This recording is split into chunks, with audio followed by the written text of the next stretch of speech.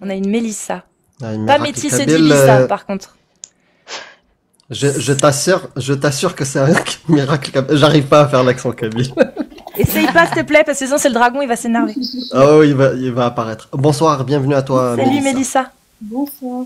Bah, Mélissa, tu respectes la parole d'Allah, c'est ça? Elle est cohérente. Tu es cohérent. Tu mets le voile, c'est ça?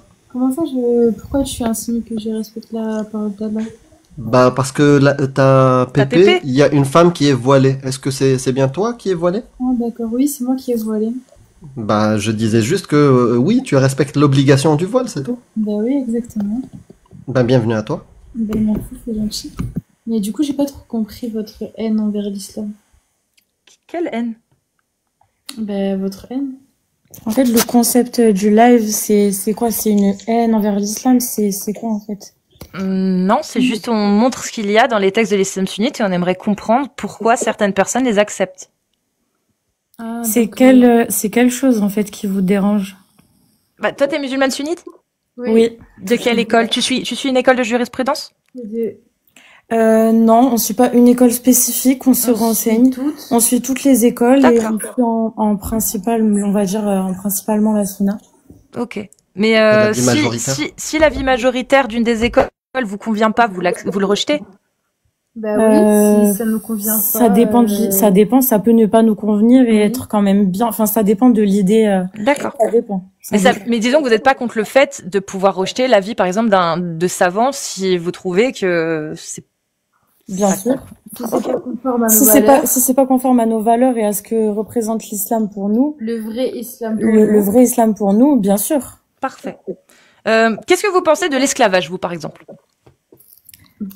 Déjà, on est contre. Déjà. Très bien. Alors, on va donner une définition simple. L'esclavage, c'est quand tu as l'autorisation de posséder un autre individu qui n'a plus de liberté, qui appartient du coup à quelqu'un. Il peut être vendu, il peut être échangé, etc. Ça devient un bien, quoi.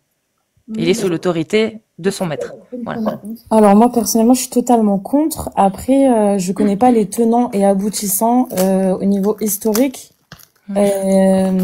C'est-à-dire que je pense qu'il y avait plusieurs types d'esclavage. Je sais pas exactement, mais dans le passé, de toute façon, tous les peuples l'ont connu. On est d'accord. Hein. Tous les peuples ont commis l'esclavage et l'ont subi. Il y a certainement des gens qui ont été esclavagisés et que leur peuple a réduit en esclavage d'autres personnes. Ça, il n'y a pas de souci. Mais dans l'islam sunnite, qu'est-ce qu'il est dit sur l'esclavage? Est-ce que c'est quelque chose que Allah a rendu licite ou c'est quelque chose que Allah a rendu illicite? Il est rendu licite. Et le message d'Allah, il est valable pour toute l'humanité? Bah, pour tous les musulmans. Et quiconque interdit ce qu'Allah a autorisé devient mécréant. Donc du coup, vous faites comment, vous, avec cette autorisation? Mais après, ça dépend. Tu vois, ça, c'était il y a, je sais pas combien de siècles. En fait, c'est ce que j'ai dit, c'est ce que j'ai dit tout à l'heure, sans savoir forcément sur ça, mais d'où les deux questions que je vous ai posées. La parole d'Allah est-elle valable en tout temps, en tout lieu? Est-elle descendue pour toute l'humanité? Alors, oui, bien sûr, mais et quiconque interdit ce qu'Allah a autorisé est mécréant. Donc, si Allah autorise quelque chose. Oui, mais alors moi, je vais aller plus loin dans le cheminement. C'est que pour moi, quand je lis le Coran, par exemple, il y a certaines choses qui sont assez simples. Et je donne un exemple, un grand exemple. Exemple, ne mangez pas de porc. C'est vraiment un exemple. C'était valable il y a 2000 ans, comme ça serait valable aujourd'hui. On va pas forcément se poser de questions. Pourquoi? Mais il y a certains textes. Nous en tant que musulmanes, c'est pas, on va pas se poser de questions. On se pose des questions, mais je veux dire, c'est logique il y a 2000 ans, comme ça pourrait être logique au jour d'aujourd'hui, par exemple. Mais il y a certaines choses qui vont pas être cohérentes si on n'apprend pas à lire entre les lignes et si on n'adapte pas les textes au présent. Parce qu'il y a 2000 ans, les mentalités étaient différentes, la civilisation était différente, l'être humain était différent. Et comment tu fais alors? Mais moi, je suis totalement d'accord avec toi. Moi, je suis convaincue que l'humanité évolue en fonction, etc., et que effectivement, les sociétés s'adaptent. Mais comment vous faites les filles du coup avec cette phrase-là qui dit que ce message est descendu pour l'humanité? Dans le Coran, c'est marqué, Allah a révélé donc pour l'humanité, et quiconque interdit ce qu'Allah a autorisé devient mécréant. Avec ces deux règles-là, comment tu fais du coup?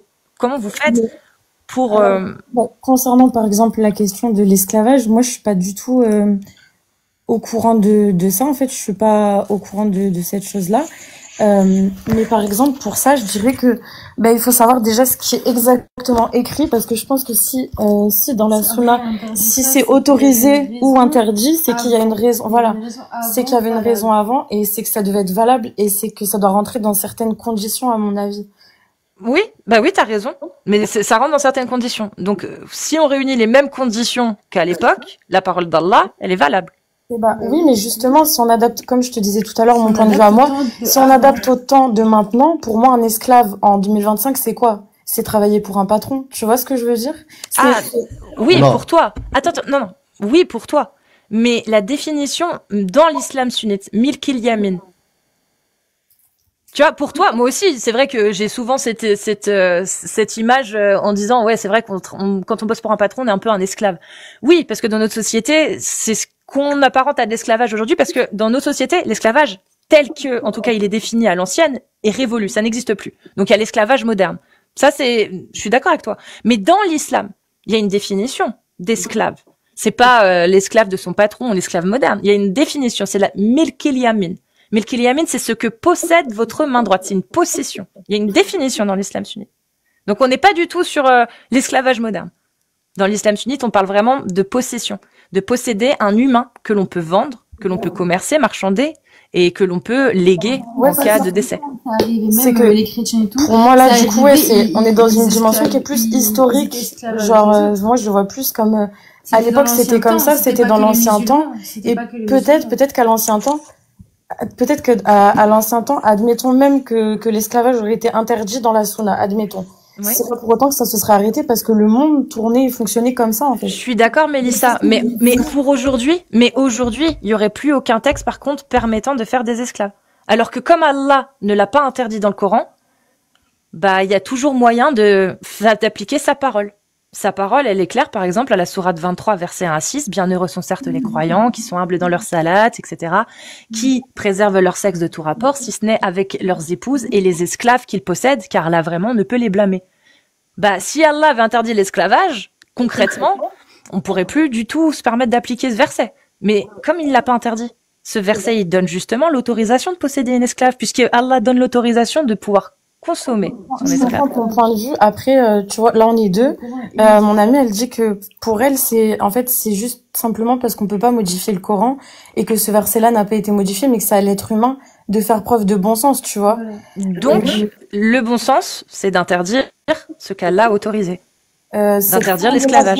Cette forme-là d'esclavage en 2025, oui, mais pour moi, ça veut pas dire que c'est pas détourner les paroles de Allah. C'est pas détourner, c'est interdire une autorisation d'Allah. C'est que quand Allah, il y a 1400 ans, il autorise d'avoir des relations avec son esclave, eh bien, si aujourd'hui tu interdis l'esclavage, tu interdis une autorisation d'Allah. Je peux te poser une question? Ouais. Est-ce que toi, t'es croyante? Non. Du tout. Et vraiment, juste à titre de questionnement, pourquoi tu es voilée et tu as les bras découverts? C'est par choix? C'est pour... On change de sujet, là. Non, non, mais c'est vraiment une question. Est-ce qu'on peut terminer s'il te plaît?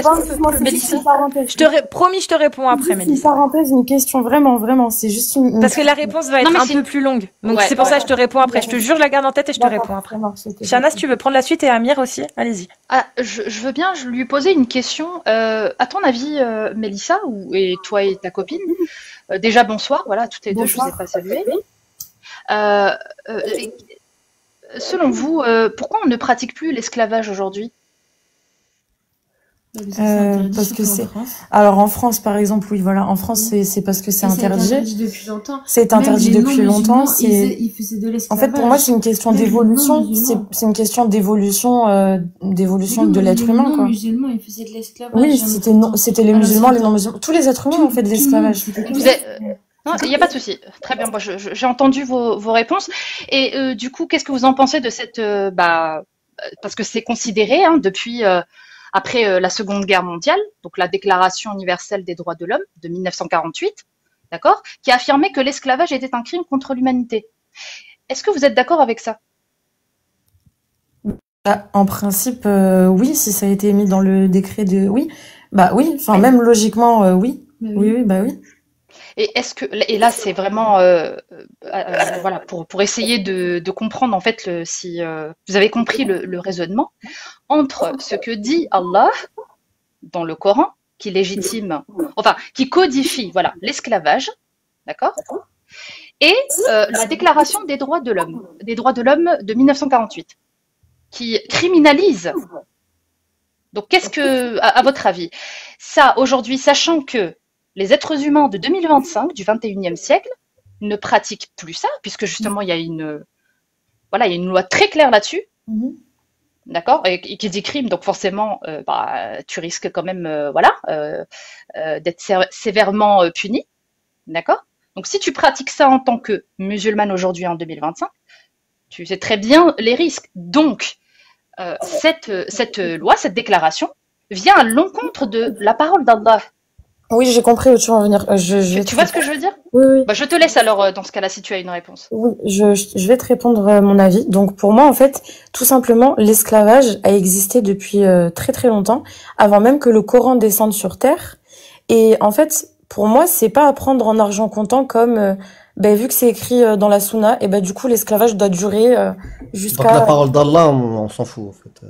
C'est juste écrit comme ça pour décorer. Je vais terminer ma réponse, s'il te plaît. Merci. D'accord, pardon, désolé, je t'ai coupé. Donc du coup, je disais, en fait, on est d'accord, le Coran est descendu à une certaine époque où il y avait certaines choses qui existaient déjà sur la terre.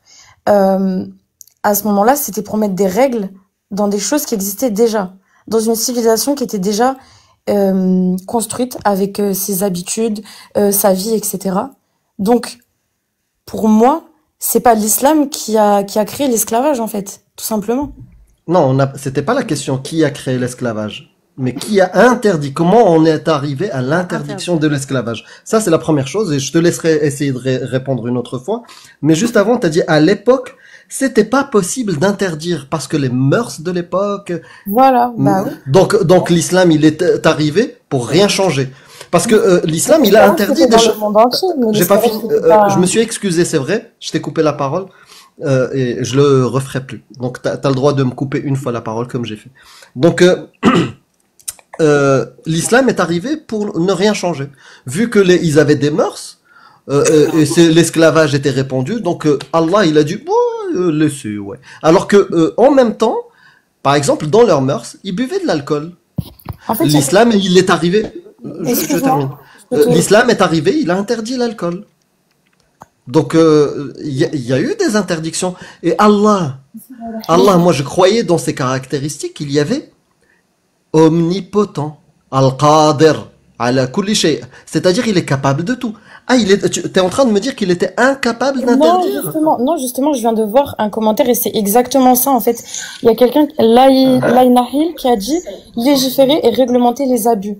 En fait, je le vois exactement comme ça. Légiférer, c'est ça. Donc, il est venu cadrer une atrocité qui est l'esclavage au lieu de l'interdire parce qu'il est incapable ou quoi? Non, Amir, j'aimerais ajouter quelque chose, c'est parfait, parce que c'est là où je voulais placer et je vais poser la question à Mélissa. Du coup, qu'est-ce que tu préfères?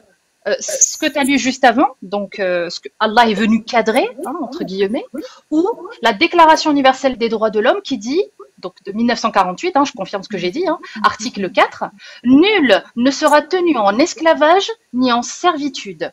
Qu'est-ce que tu préfères entre les deux?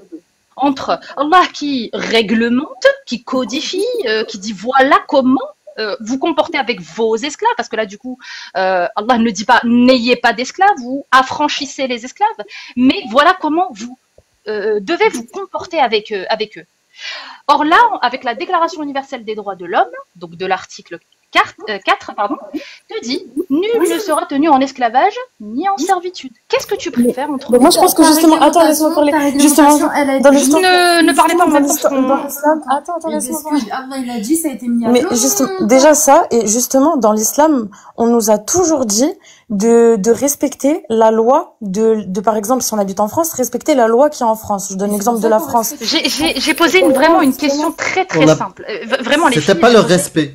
Là, elle vous a dit, qu'est-ce que vous préférez entre une loi, celle de Allah qui codifie, ou la parole qu'elle vous a citée, qui criminalise, interdit, voilà, l'esclavage. On préfère la parole d'Allah de base, celle qui codifie, qui n'interdit pas. Très bien. Donc vous êtes pour l'esclavage. Non, on peut finir notre phrase. Vu qu'on est en France, et je pense que dans la plupart des pays du monde, et que, voilà, déjà on a grandi comme ça, la civilisation a évolué et on se doit en tant que musulmans de respecter les lois de notre pays. Et Allah c'est mieux. Et si Allah donc, vous êtes d'accord avec la parole, vous êtes d'accord avec la parole de Allah, mais alhamdoulilah, vous vivez dans une terre de mécréance qui dit, donc qui soutient la déclaration universelle des droits de l'homme, nul ne sera tenu en esclavage ni en servitude. Allah est plus grand et si Allah a mis à cette époque-là, c'est réglementaire. C'est pas à cette époque-là, c'est pour non, c'est pour aujourd'hui aussi. Parce que même aujourd'hui, il y a des pays comme l'Afghanistan. Non, ne me dis pas à l'époque. Ne me dis pas à l'époque. Parce que depuis tout à l'heure, tu dis à l'époque. Même aujourd'hui, il y a des pays comme le Yémen, comme le Soudan, comme l'Arabie Saoudite, où c'est pratiqué. Et demain, est-ce que tu vas voter, toi qui dis « je préfère la parole d'Allah, mais heureusement il y a la déclaration des droits de l'homme », est-ce que demain, si on te donne le droit de voter, je veux qu'il soit appliqué la parole d'Allah dans mon pays, ou je veux qu'il soit appliqué les droits de l'homme? Qu'est-ce que tu choisis? C'est ça qu'on veut savoir. Oui. Ce serait vraiment bien de répondre. Tu es mute, Mélissa. Donc, s'il te plaît, réponds à cette question précise.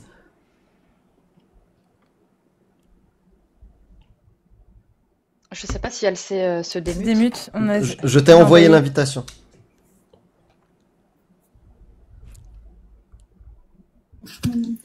Voilà, merci. Voilà. Tout à l'heure, j'essaie de parler, mais tu me laisses pas finir mon propos. Bah, je t'ai dit.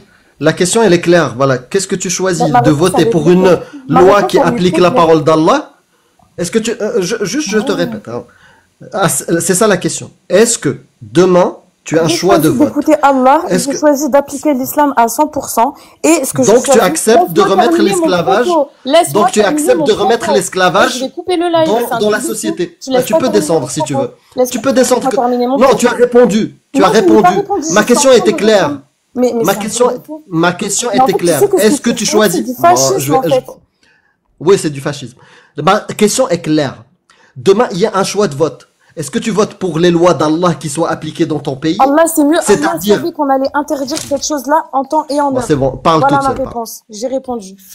D'accord. Mais donc, du coup, vas-y, pardon. Mélissa, Allah, il savait qu'on allait l'interdire. Alors pourquoi il a mis dans son livre que sa parole est valable pour toute l'humanité? Attends, je finis. Non, là, s'il te plaît. Pourquoi Allah a-t-il mis dans son livre? Cette parole est valable pour toute l'humanité et quiconque interdit ce que j'ai autorisé devient mécréant. C'est un piège, Mélissa, là, ce qu'il a fait Allah. Si Allah, il savait que l'esclavage allait être aboli, mais que dans son livre, il a laissé l'autorisation en disant que cette autorisation ne pouvait pas l'annuler, c'est un piège qu'il a fait là, non? C'était il y a 2000 ans. C'était à cette époque. Il y a 1400 ans, Allah, il a révélé un livre où il dit dedans que son message, donc cette parole est valable pour toute l'humanité et que nul n'a le droit d'interdire ce qu'il autorise dedans. Donc si Allah savait que l'esclavage allait être interdit, pourquoi il a dit qu'on ne pouvait pas interdire son autorisation? Tout était écrit, il savait. Tout était écrit, tout est écrit. Il n'y a pas de souci. Donc si je suis Allah, j'écoute quoi? J'écoute ce qu'il dit quand il dit que sa parole est pour toute l'humanité et que nul n'a le droit d'interdire ce qu'il autorise. Et quand tu es dans une, si tu écoutes Allah, oui. Et quand tu es dans une société qui interdit ça, tu respectes les lois de ta société en tant que musulman. Donc, dans une société, très bien. Donc, est-ce que Mélissa, toi, on repose la question que Shana a posée, mais d'une autre façon. Est-ce que Mélissa, ou peu importe, l'une de vous deux ou les deux, vous préférez vivre dans une société qui applique toute la parole d'Allah ou dans une société qui vous protège de l'application de la parole d'Allah en interdisant l'esclavage? Mais au Maroc, ils interdisent pas. Au Maroc, l'esclavage est interdit. Au Maroc, ils appliquent pas la parole d'Allah à 100%. Ils appliquent aucun fiqh de jurisprudence, aucun. En Afghanistan, par exemple, ils appliquent la charia. Mais nous, on n'est pas pour la charia. Nous, on est contre. Mais la charia, c'est quoi? C'est la parole d'Allah? C'est la loi d'Allah, pardon. Non, c'est la parole de l'être humain. C'est les lois d'Allah. La parole de l'être humain. Non, la charia, c'est les lois d'Allah. La charia, c'est quand tu vas à la sourate 24 et au verset 2, elle est, regarde. Oui, la charia, c'est les lois d'Allah. Et là, les lois d'Allah, quand tu vas à la sourate 24, quand tu vas... C'est le Coran. Nous, on suit le Coran et la Sunna. Donc, tu n'es pas musulmane sunnite, alors j'ai pas compris. La Sunna, c'est très différent du Coran. Oui, mais donc tu n'es pas musulmane sunnite. Attends, j'ai pas compris. Attends. Non, mais, s'il te plaît. Très bien. Allah sunna wal jama'a ou pas? Allah sunna wal jama'a? C'est-à-dire, est-ce que vous êtes des gens de la sunna et du consensus des savants ou pas? Du consensus des savants, je sais pas. Mais de la sunna, oui. Très bien. Qui interprète la sunna et les lois de Allah? Qui est le plus à même, à comprendre ce qu'Allah a autorisé et interdit? Le prophète sallallahu alayhi wa sallam. Après le prophète, c'est marqué dans le livre en plus, le prophète, et en dessous du prophète? C'est qui? C'est la Oumma. Donc c'est tout l'ensemble de la Oumma. On est d'accord? Mais Allah, il dit quoi? Allah, il dit quoi d'autre? Il dit que la Oumma, ne se mettra jamais d'accord sur un mensonge, sur une erreur. Donc le consensus, c'est ça. L'ijma, c'est l'avis majoritaire, ce qui fait entente, consensus dans l'islam sunnite. Donc l'avis majoritaire dans l'islam sunnite, c'est que l'esclavage est licite dans les 4 écoles. C'est juste qu'aujourd'hui, on peut plus l'appliquer. On peut pas appliquer la parole d'Allah. On peut pas appliquer la loi d'Allah. Allah, à aucun moment dans le Coran, n'interdit l'esclavage. Et quiconque interdit ce qu'Allah a autorisé est mécréant. Dans l'islam sunnite, il est impossible de rendre haram l'esclavage.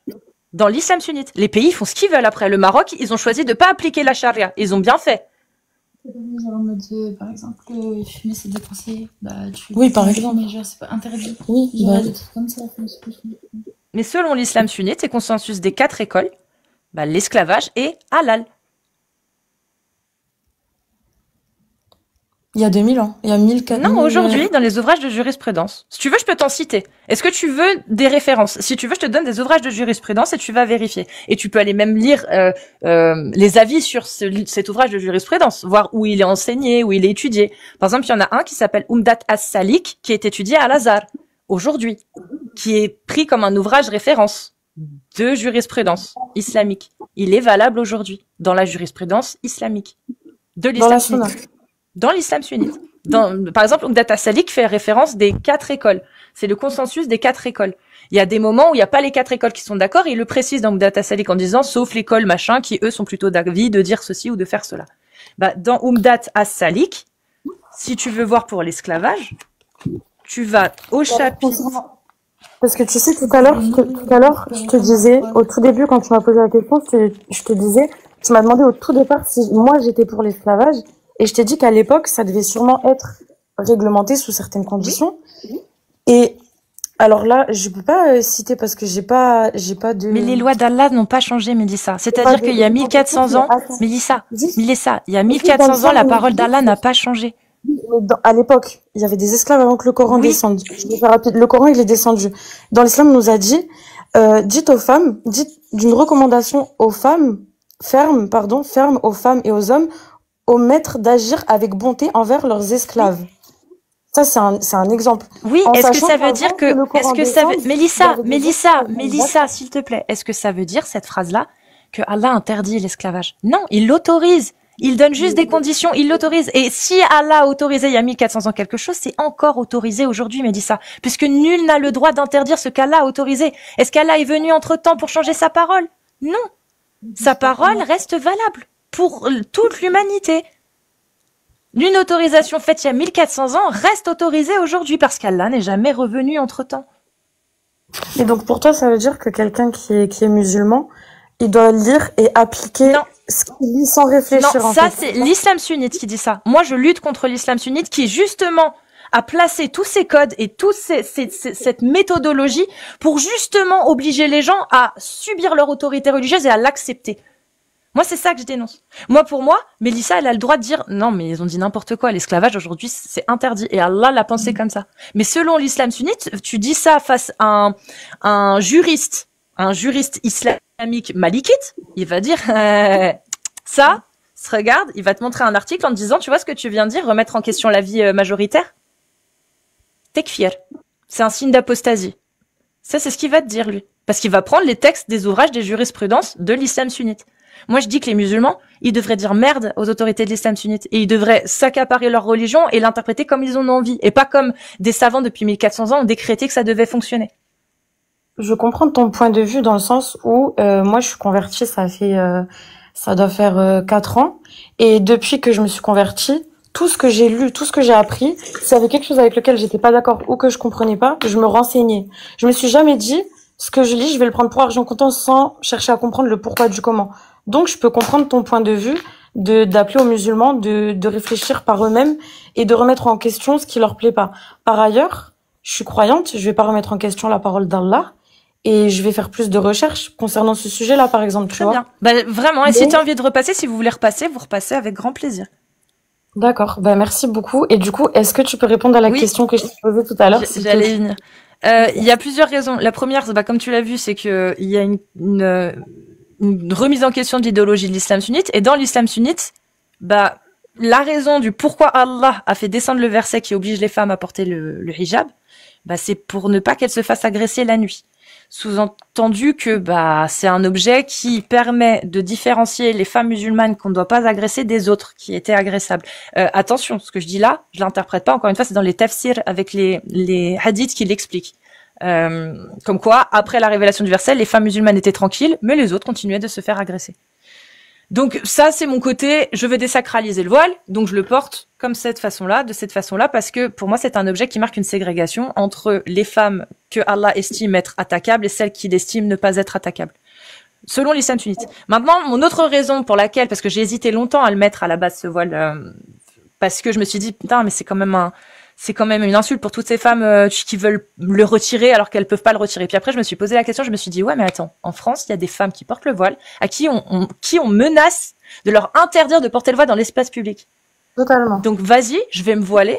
Comme ça, je vais montrer aussi à ces gens-là que, mais vous voulez interdire quel voile? Parce que moi, je suis pas musulmane, mais je le porte aussi. Donc on fait comment? Vous allez m'interdire à moi aussi, femme, de porter le hijab si j'en ai envie? Tu vois? Ouais. Pour le coup, je suis pas forcément d'accord avec la façon dont tu portes le voile, mais pour l'idéologie, si tu le fais vraiment dans cette idéologie-là, et pas seulement dans une idéologie de, entre guillemets, provocation envers les musulmans, mais que tu le fais dans cette idéologie-là, de pouvoir faire ce que tu veux en tant que femme, je trouve que ton choix est tout à fait respectable, tu fais ce que tu veux. Moi, je suis pour que les femmes, musulmanes, pas musulmanes, croyants, pas croyants, fassent ce qu'elles veulent de leur corps, disposent de leur corps, fassent absolument ce qu'elles veulent. Je suis totalement contre le fait qu'on interdise à des femmes de sortir les cheveux à l'air, comme je suis totalement contre le fait qu'on oblige des femmes à porter le voile. Ça, pour moi, il y a pas de débat sur ça, vraiment, je suis totalement contre. Vraiment, d'ailleurs, moi, j'ai une maman, par exemple, qui est pas du tout croyante, qui était contre au début. Et je lui ai dit, en fait, ce que tu fais, elle me disait, oui, mais il y a des femmes qui sont obligées de le porter. Je lui disais, oui, mais ce que tu fais, c'est exactement la même chose. Dans le sens inverse. Dans le sens inverse. En fait, C'est vrai. exactement la même chose. Et voilà, moi, je suis pour cette liberté-là de la femme et qu'on arrête d'embêter les femmes parce qu'elles sont musulmanes, qu'on arrête d'embêter les femmes parce qu'elles sont pas voilées. On aura toujours un truc à dire à la femme. Donc t'es d'accord, Mélissa, du coup, que si tu vois une femme dans la rue avec une jupe et un voile, ça te dérange pas? C'est-à-dire une jupe et un voile. Bah, elle porte une mini-jupe, d'accord? C'est son choix. En France, les femmes ont le droit de s'habiller comme elles veulent. Et elle se trouve belle avec un voile comme Cassius, mais avec une jupe. Bah, franchement, je pense que j'irai lui demander par curiosité pourquoi elle fait ce choix-là, en toute bienveillance. Toi, ça te dérange? D'accord, c'est déjà très bien, c'est en toute bienveillance et tout. Et elle te répond, bah, j'aime bien comme style. Bah, en fait, ça dépend quel voile elle porte aussi, tu vois. Enfin, elle porte un voile exactement comme Cassius. Elle l'a acheté dans un magasin qui est dédié aux musulmanes. Elle trouve ce tissu magnifique, ça lui va bien. En plus, elle l'a pris en violet et elle le met avec son t-shirt qui est décolleté et une jupe. Et elle trouve ça beau sur elle. Elle veut, en France, et des lunettes. Moi, ça me dérangerait. Ça te dérange? C'est Mélissa qui a parlé. Parce que c'est Leïla depuis tout à l'heure qui parle. Et là, c'est Mélissa qui vient de parler. D'accord. Donc, Et moi, Leïla, en fait, moi, à titre personnel, ça me dérange dans le sens que je me dis, c'est quoi le but derrière? Bah, le style, c'est son Quand je vais choix. parler à cette femme-là et qu'elle me dit, moi, je me sens bien comme ça, je fais pas ça pour provoquer qui que ce soit, j'ai envie d'être bien dans mon corps et de disposer de mon corps, elle fait ce qu'elle veut. Voilà, d'accord. Mais en tant que musulmane qui suis moi-même voilée, mais qui suis pour la liberté des femmes, je vais pas mentir, je vais pas faire semblant. Oui, ça me dérange. Parce que je me dis, c'est quoi le but derrière? Après, ça dépend aussi du contexte. Ça dépend on est où. Est-ce qu'elle va faire ses courses comme ça? Bah, elle fait ses courses comme ça. Elle fait ses courses comme ça, elle s'habille comme ça. De temps en temps, elle met le voile violet. De temps en temps, elle aime bien mettre le rose aussi. Ouais, j'aime bien le rose. Quand bien même moi, ça me dérange. Jamais je vais l'agresser. Si je vois quelqu'un l'agresser, je vais aller la défendre. Non, mais ça, comment ça te dérange? Tu voudrais pas aller à l'encontre de son droit de le porter? Non, du tout. Bah non, elle fait ce qu'elle veut. Mais quand bien même que si je voyais une bonne sœur avec le voile noir et blanc en jupe, je me dirais c'est bizarre what the aussi. Fuck. Même moi, je me dirais what the fuck. Mais ce serait drôle. On est d'accord. Quand tu vois un juif avec la kippa en mini short, tu te dis mais qu'est-ce qui se passe? Voilà, exactement. Mais c'est pas comment dire, t'es pas dérangé dans le sens où ça t'inconforte tellement que tu veux voilà, tu seras surprise, quoi.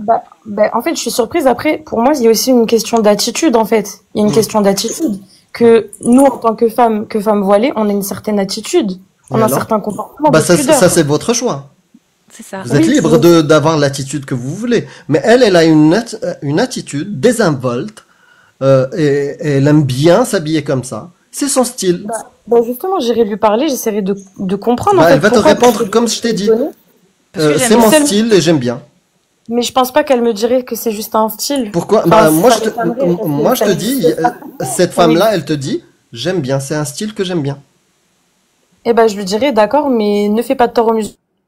Pourquoi ne fais pas de tort? Pourquoi faire du tort? Tu viens de dire que tu es pour les libertés des femmes. Bien sûr. J'arrive pas à comprendre, en fait. Mais je suis aussi pour pas que cette femme-là, elle se fasse agresser ou que ça crée du tort à d'autres femmes. Pourquoi qu'elle se fasse agresser? Pourquoi elle demande mérite de se faire agresser? Bah ouais, oui. Bah oui, tu viens de dire je suis pour une société de liberté des femmes. Parce que très clairement, quand bien même j'ai donné les autres exemples de personnes qui seraient cheloues là, elle peut se faire agresser par des personnes islamophobes. Ce serait pour sa sécurité que tu lui dirais ça. Islamophobe? Attends, ce serait pour sa sécurité. Ce serait pour sa sécurité. Mais bien sûr.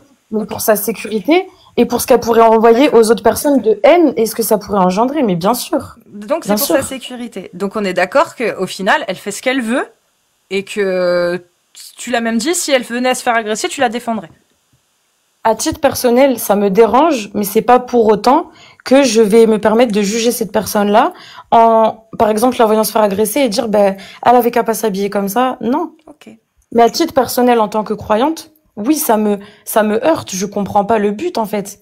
Mais c'est pas pour autant que je vais avoir un comportement agressif ou ne pas défendre cette personne. Mais et si ton seul moyen, le seul moyen finalement, c'est une expérience de pensée. Pour les musulmanes, un jour en France, de pouvoir porter le voile, c'est que ce voile-là ne soit plus associé justement qu'à la religion. C'est-à-dire à ne plus en faire un signe ostentatoire. Si le seul moyen un jour pour arriver à ça, c'est que justement des femmes qui ne sont pas musulmanes le portent aussi. Est-ce que ce serait pas justement une aide? Ce serait pas un soutien? Ça irait pas dans le bon sens finalement? Pourquoi pas? Mais moi, je sais aussi qu'il y a des gens qui sont très arriérés, que ça soit des gens fachos, comme des gens trop islamiques dans l'extrême. Voilà, pour moi, dans les deux sens, il y a des gens qui sont pas bien dans leur tête, et en voyant ça, ils peuvent péter les plombs. Faut dire la vérité, on est dans un monde de fous. Moi, je pense que ça serait plus dangereux que ça soit pour elle ou pour les gens qui sont autour. Ou pour toi, du coup. Parce que les fachos dont tu parles qui veulent péter des câbles, eux, ils ont la même réaction vis-à-vis de ton voile pour certains. Et quand bien même pour les femmes qui se mettraient en jupe après aussi. Et pour les femmes voilées. Enfin, pour moi, c'est juste... Du coup, tu prendrais comment une femme qui viendrait vers toi et qui te dirait ça? La même chose, elle te dirait, fais gaffe parce que ça pourrait te conduire à te faire agresser. Tu prendrais comment? Ça m'est déjà arrivé, justement, une petite mamie qui habite juste à côté de chez moi. Et je lui ai expliqué que c'était très gentil de sa part, mais que je faisais attention à moi et que les gens sont bêtes. La femme dira la même chose. La femme que tu iras voir te dira la même chose. Elle te dira, c'est gentil, mais t'inquiète pas, les gens sont bêtes et je suis prête à prendre mes responsabilités parce que j'ai fait ce choix. Mais après, comme je t'ai dit, moi, je me demanderais quel est le but derrière, en fait. Quel est le but? Ça lui plaît? Est-ce que, moi, il y a un but quand je mets ma casquette? Non, mais là, on a parlé de voile islamique, on n'a pas parlé d'une femme qui m'a... Non, mais Bah, Voilà, pour mettre les choses dans le contexte. Mais elle l'aime bien. Non, mais Non, comment mais ça? juste Il le est étiqueté islamique, il y a marqué dessus Allah. Non, mais Non. la différence. Mais entre elle aime un bien islam- ce style. Elle aime bien ce style. Comme moi, j'aime bien ça. Il y a aucun but. C'est juste que ça me plaît. Ah ben oui, ben si demain tu veux sortir avec. Non, mais ce que je veux te dire, vas-y. elle, tu viens de dire pour quelle raison elle le met. Je t'ai donné ses raisons. Ses raisons, c'est qu'elle aime bien ce style-là avec la jupe. Elle a le droit ou pas? Mais je comprends pas, en fait. Bah, bien sûr qu'elle a le droit. Moi, je suis qui pour dire qu'elle a le droit ou pas le droit? Voilà, mais t'as dit, Mais la question, je sais c'est pas est-ce la que ça question. me dérange à titre personnel? Quelle serait ma réaction? Je réponds à ça. Après qu'elle a le droit ou pas, bien sûr qu'elle a pourquoi le ça droit. te On est dérange? en France, on fait ce qu'on veut. Pourquoi ça te dérange? Parce que je comprends pas, en fait. Je comprends pas le but, en fait. Mais il n'y a pas de... En fait, Je viens de te c'est une dire, les provocation, habits, parce que comme j'ai les répondu- habits qu'on met, on n'est pas obligé qu'il y ait un but. Comme j'ai répondu, c'est une provocation pour des personnes extrémistes d'un côté comme de l'autre, et ça pourrait me mettre en danger moi, comme ça pourrait mettre en danger une personne qui est en jupe. Voilà pourquoi j'ai répondu. Voilà ce que j'ai répondu. D'accord. Voilà. Je sais pas si vous voulez rester sur le sujet. Moi, j'avais juste une question sur un autre sujet. Vas-y, si tu veux. Ouais, vraiment rapide. Parce que j'ai noté tout à l'heure un truc. On a le parole, temps. Hein. C'était On a quoi? le temps. Enfin, nous, Ouais. moi, j'ai le temps. Si Nous, on a le Mélissa et Leïla ont le temps, alors. Ok. On a le temps. Tu avais dit à l'époque c'était possible, maintenant c'est interdit, il faut interpréter des trucs. Moi, j'aimerais bien votre aide. Je suis en train de lire ce verset-là. Et Il y a dites-moi. des gens qui m'ont dit je suis une facho. Ah d'accord. D'accord. Je vous envoie des bisous. Pas les commentaires. Ouais, Non, elle a très bien répondu. Je vous envoie, Mm. J'envoie des bisous. plein d'amour et détendez votre cœur, hein, surtout. Voici une sourate que nous avons fait descendre et nous avons imposé. Et nous avons fait descendre des versets explicites afin que vous vous souveniez. donc ça, tu peux m'expliquer un peu déjà ce verset-là? T'expliquer ce verset. Ben, il y a une sourate Ce que t'as compris, ouais. et qui est imposée. Mhm. Et les versets sont explicites, c'est-à-dire ils sont Clair. descriptifs, ouais, clair. D'accord. Donc cette parole-là, elle nous indique quoi? Que le verset qui va suivre, il est clair. Et tu l'as dit, il est imposé. Et du coup, il parle pas de temps, d'époque, contexte ou quoi que ce soit. Il a pas dit sous condition. Il a rien dit. Il a dit, c'est Sourate Nour, premier verset. Je sais pas de quel verset il s'agit, Ah, mais je vais te le en montrer. globalité, je le prends comme ça, donc. Ouais, je vais te le montrer. Ça, c'est le premier verset de Sourate Nour. Sourate Nour. 24:1. Tu vois? Sourate Nour. Le verset 2, il nous dit quoi? La fornicatrice et le fornicateur, fouettez-les chacun de 100 coups de fouet. Tu vois, c'est comme une recette 100 coups de fouet.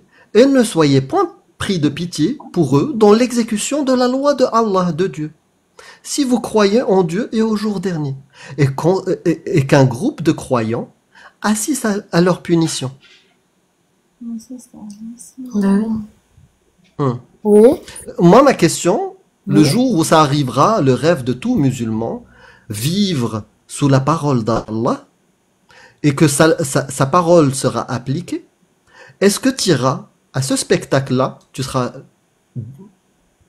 partie du groupe de croyants qui vont prendre le ticket pour assister à la punition de fornicateurs, c'est-à-dire des gens qui s'aiment et qui se sont pas mariés, et qu'on a attrapés, pour qu'on les fouette devant toi, peut-être toi et tes enfants.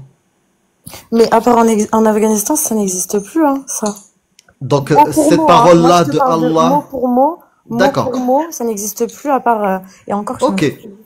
Ok, donc explique-moi, donc si j'ai bien compris, quand Allah dit voici une sourate que nous avons fait descendre, il a bossé, hein, tu vois, il a fait quelque chose, il a parlé aux gens. De son trône, il a parlé aux gens, il leur a dit voici une sourate que nous avons fait descendre et que nous avons imposée. Donc ça aujourd'hui on s'en fout de cette parole-là. C'est plus imposé, hein, c'est fini. La parole d'Allah on oublie, hein, c'était à l'époque. Tu sais, moi, je mange du porc. Parce que le porc, c'était à l'époque. Allah, c'était à l'époque. Il n'y avait pas de frigo, tu vois. Okay. Donc, on fait quoi avec ce verset-là? C'était à l'époque. Juste une vérification. Déjà, moi, si je lis ça comme ça, dans le contexte là, par exemple, je vais me renseigner et je vais bien le traduire. Je vais bien regarder si c'est la bonne traduction déjà. D'accord. Suratun anzalnaha wa faradnaha wa anzalna fiha ayatin bayyinat la'allakum tadhakkarun. Voilà, en arabe. C'est encore plus clair en arabe. C'est encore plus explicite. La'allakum tadhakkarun. Faites attention de ne pas oublier. Et le verset 2. Az-zaniyatu waz-zani fajlidu kullu wahidin minhuma mi'ata jalda. C'est clair. C'est clair. Voilà quoi. Ça y est. Je sais pas, tu vois, même quelqu'un qui est vraiment étudié 3 mois en arabe, tu vois, la langue arabe, ce verset-là, il est clair. C'est niveau CP en arabe. Az-zaniyatu waz-zani fajlidu kullu wahidin minhuma mi'ata jalda. Du coup, ta question, c'est ce que j'en pense? Oui, qu'est-ce que tu en penses? Donc, quand Allah il nous dit, c'est une loi qui est imposée, on ne doit pas le suivre aujourd'hui. C'est obsolète, ça. Ça, c'était à l'époque. La question, c'est ce que j'en pense de ça. Eh ben, ouais. Pour moi, c'est pas une question de obsolète ou pas. C'est que, pour moi, là, peu importe l'époque, en fait, si Allah a interdit la fornication, c'est qu'il y a une raison, en fait. Donc, pour toi, ça serait acceptable, aujourd'hui, de suivre toute la parole d'Allah, d'accord? Et, lui, il t'indique exactement ce qu'il attend de toi. Il te dit, le fornicateur et la fornicatrice, et je t'explique ce que c'est, parce que c'est pas l'adultère. C'est 2 personnes qui s'aiment, ils sont consentants, ils ont une relation. Et on va te dire, oui, il faut 4 témoins, je sais pas. On a trouvé une femme qui n'est pas mariée, elle est enceinte. Voilà, on sait qu'elle a forniqué. C'est pas la mère de Jésus, hein. Tu vois, c'est pas venu du ciel. C'est arrivé qu'une seule fois, apparemment. Donc la fornicatrice et le fornicateur, fouettez-les chacun de 100 coups de fouet. Et ne soyez point pris de pitié pour eux dans l'exécution de la loi d'Allah. Toi, t'auras pas de pitié. Ils le méritent. Tu vas regarder ça. Tu sais, 100 coups de fouet, c'est rare que l'humain résiste à plus de 50. Au bout de 50, collapse. Au revoir. En moyenne, c'est 50 coups de fouet. C'est fini, c'est la MORT. Tu vas me dire que t'es pas d'accord avec moi, etc. Mais comme je disais tout à l'heure à Cassius, comme je disais tout à l'heure, moi, depuis que je suis convertie, admettons, je lis ça, je vais chercher à comprendre, en fait. Je vais chercher à comprendre, je vais me renseigner. Pour moi, il y a un sens, en fait. Il y a un sens derrière ça. C'est pas moi, Leïla, je vais prendre un fouet, je vais aller fouetter les gens. Tu vois, pour moi, il y a un sens, en fait. Il y a un sens. Ah, parce que c'est pas toi qui le fais, ça passe. Mais non, mais ni moi, ni c'est pas ça. Non, c'est pas, non, c'est que. Donc Allah, il a parlé pour rien. C'est qu'il y a un sens. C'est que quand tu lis ça, c'est un avertissement. Pour un musulman, c'est un avertissement. Ça t'éloigne. Il a dit imposer. Il a dit imposer. Juste le verset précédent, il a dit quoi? Il a dit imposer. Nous avons fait descendre, voilà, cette sourate que nous avons imposée. Il n'a pas dit juste pour dissuader. Non. Et après, c'est un ordre. C'est fouetter. C'est pas dissuader. Allah, il sait pas parler. Il peut pas dire dissuader. Il peut pas trouver d'autres solutions. Éduquer. Non, il faut fouetter, déchirer la peau des gens jusqu'à la MORT. C'est ça la solution de ton divin, omniscient, omnipotent, miséricordieux? Justement. Mais tu sais quoi, ce que tu viens de dire, c'est exactement comment je vois les choses. Justement, si Allah, il est miséricordieux, et que dans plein de versets, tu peux dire que quand tu pries, Allah, il pardonne tous tes péchés, et que tu lis ça, tu te fais ta propre pensée, parce que Allah, il t'a donné un cerveau. En tant que musulman. Allah, il a dit dans... Attends, je relis le premier verset. Non, mais attends, j'ai mal lu. T'as raison, Mélissa. Il a dit... Non, tu as raison. Le premier verset, Allah, il dit... Il est pardonné par la prière. Ouais, je pense que je me suis trompé, j'ai mal lu. Il a dit, voici une sourate que je vous ai fait descendre, ne l'écoutez pas, faites votre propre pensée. C'est ça qu'il a dit peut-être. J'ai mal compris. Non, mais Allah, il nous a dit que quand on prie, Allah, il nous a demandé de nous servir de notre cerveau. Allah, il nous a demandé de nous renseigner sur les... Pas dans ce verset-là. Allah, il nous a dit que... Ah, donc comme c'est pas dans ce verset-là, tu prends que ce verset-là et le Coran... Ah non, dans ce verset-là, il est clair. C'est toi là qui refuse ce verset. Ce verset, il est explicite.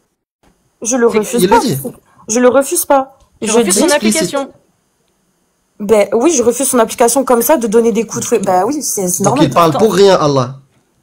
Mais non, Allah ne parle pas pour rien. Allah, il est grand, Allah, il sait. Mais il a dit, fornicateur et fornicatrice, fouettez-les.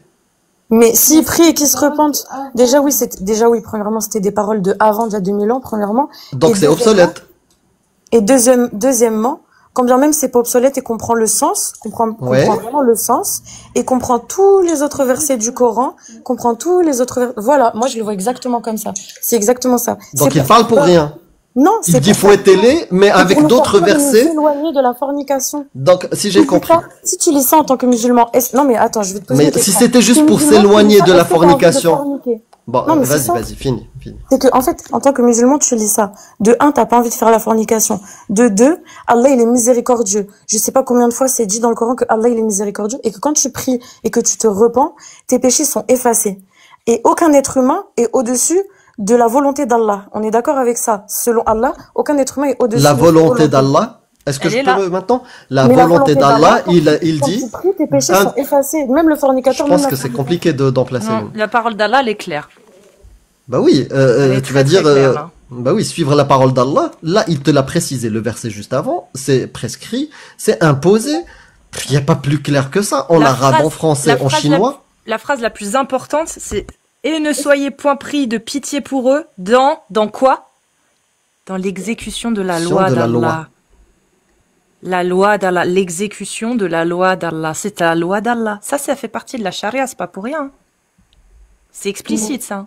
Oui, mais c'est pas de la dissuasion. Là, il dit exécuter. Mais ce verset-là, il est là pour faire peur. Donc il est là pour pas être appliqué. Comment? Donc il est pas là pour être appliqué. Quand Allah il dit qu'il faut fouetter les fornicateurs, en fait, c'est pas vrai, faut pas les fouetter. Non, c'est pas la charia. Mais la charia, c'est quoi? Moi, admettons. C'est quoi la charia? Mais ça, c'est le Coran, là. Charia, c'est la loi de Dieu. Là, dans le Coran, c'est marqué dans le Coran. Ne soyez point pris de pitié pour eux dans l'exécution de la loi d'Allah. C'est Allah, là. La loi d'Allah. Mais admettons que moi, je suis ce verset, je vais le prendre comme de s'éloigner de la fornication. Mais oui, mais si quelqu'un, regarde, dans un État qui applique ce qu'il y a dans le Coran, bah, il y a ça. Donc, dans un État qui applique ce qu'il y a dans le Coran, il applique fouetter le fornicateur. Oui, mais nous, on l'a déjà dit qu'on n'est pas pour la charia. Je comprends pas, t'es pas pour qu'on applique ce que Dieu demande?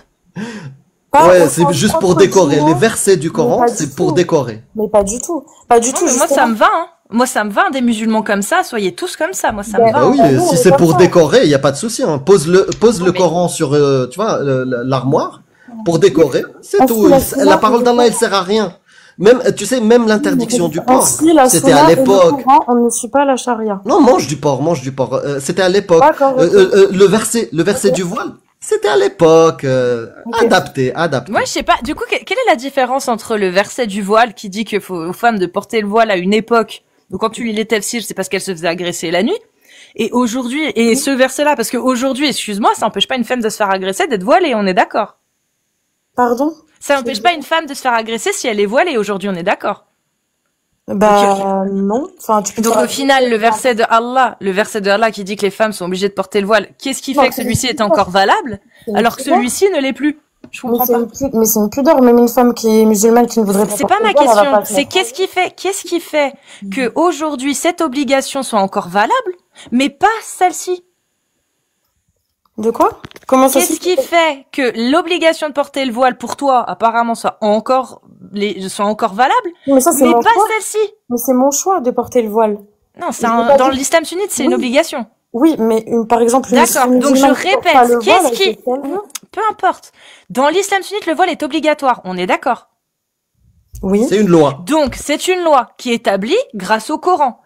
On est d'accord. Donc dans le Coran, quelle est la différence entre cette loi-là qui dit, où Dieu dit, les femmes doivent porter le voile, et celle-ci où il dit, vous devez fouetter le fornicateur? C'est quoi la différence entre ces deux versets? Qu'est-ce qui fait qu'il y en a un qui est applicable et l'autre non? Mais parce que tu vois bien que c'est pas la même chose, en fait. Tu vois bien moi, je vois bien que ma morale, effectivement, c'est pas la même. J'ai un verset, merci Louis. Je pense que ça va aider un petit peu. Il y a le verset attends, 45. Excuse-moi, Shana. Mais depuis tout à l'heure, je vous écoute, mais vraiment, c'est Non, pour donne le numéro. Donne le numéro du verset. Dis-moi ce que Cassis, elle m'a dit parce que j'ai pas Attends, pensé juste elle à donne le numéro Il du n'y a pas verset. de souci, je donne juste le verset et puis c'est tout. De toute façon, il a marqué sur.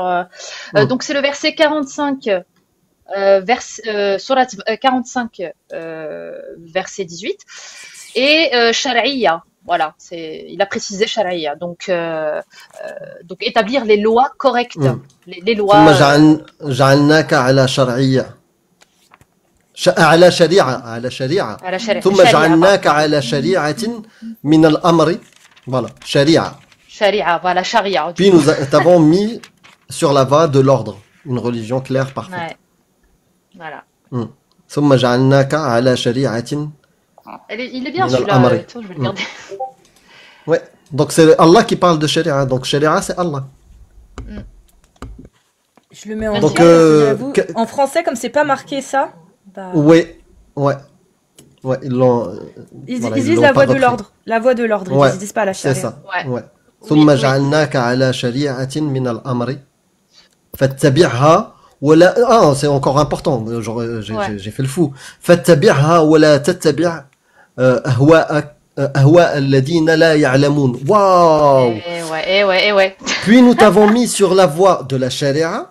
Suis-la donc et ne suis pas les passions de ceux qui ne savent pas. Aïe.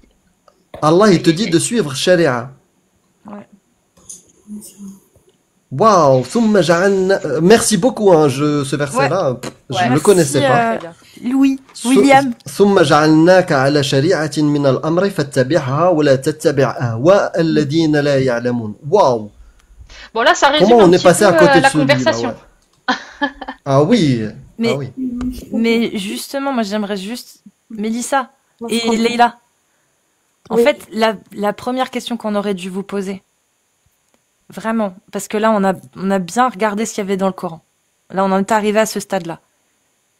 Au final, qu'est-ce qui vous fait dire que ce qu'il y a là-dedans émane vraiment d'un Dieu? Moi, alors là, c'est vraiment à titre perso. Là, c'est Leïla. Moi, parce qu'on n'a pas le même parcours, on va dire. Moi, j'étais athée, totalement athée de base. Et j'ai commencé à faire des rêves. Et en fait, j'ai raconté mes rêves à quelqu'un qui était musulman, qui m'a dit que mes rêves étaient dans le Coran. Et j'avais jamais lu le Coran, j'avais jamais lu la Bible. Mais ça sert à rien de rigoler, c'est la C'est vérité. naïf un Non, peu. pardon, excuse-moi. Non, Non, je suis mais très c'est alcoolique. C'est un petit peu de la naïveté, ça. Non, c'est Je pas peux de la pas- naïveté parce que personne n'a fait mon rêve et personne n'a fait les rêves que j'ai fait en étant athée. Je le répète, j'étais athée. J'étais pas Qu'est-ce que chrétienne, t'en sais j'étais pas croyante. Qu'est-ce que t'en sais? Mais je sais que j'étais athée quand même. Non, qu'est-ce que tu sais que personne n'a fait des rêves comme les tiens en étant athée? Mais j'ai pas dit que personne n'a fait des rêves comme les miens. J'ai dit que les rêves que j'ai faits, ils sont athées, ils sont pas, j'ai pas inventé ou lu le Coran pour ensuite que ça vienne dans mes rêves.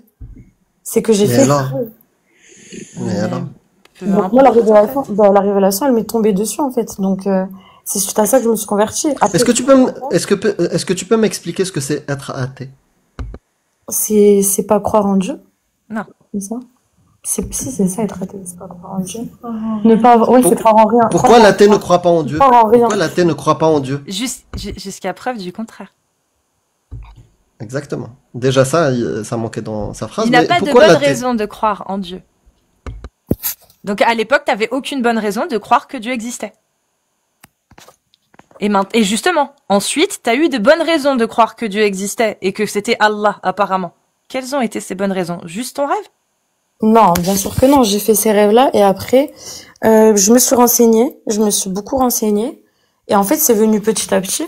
C'est venu petit à petit, mais ça a été l'élément déclencheur parce que ça a été tellement énorme, en fait. Ça a été tellement énorme que je pouvais pas nier, en fait. Je pouvais pas nier ce qui se passait.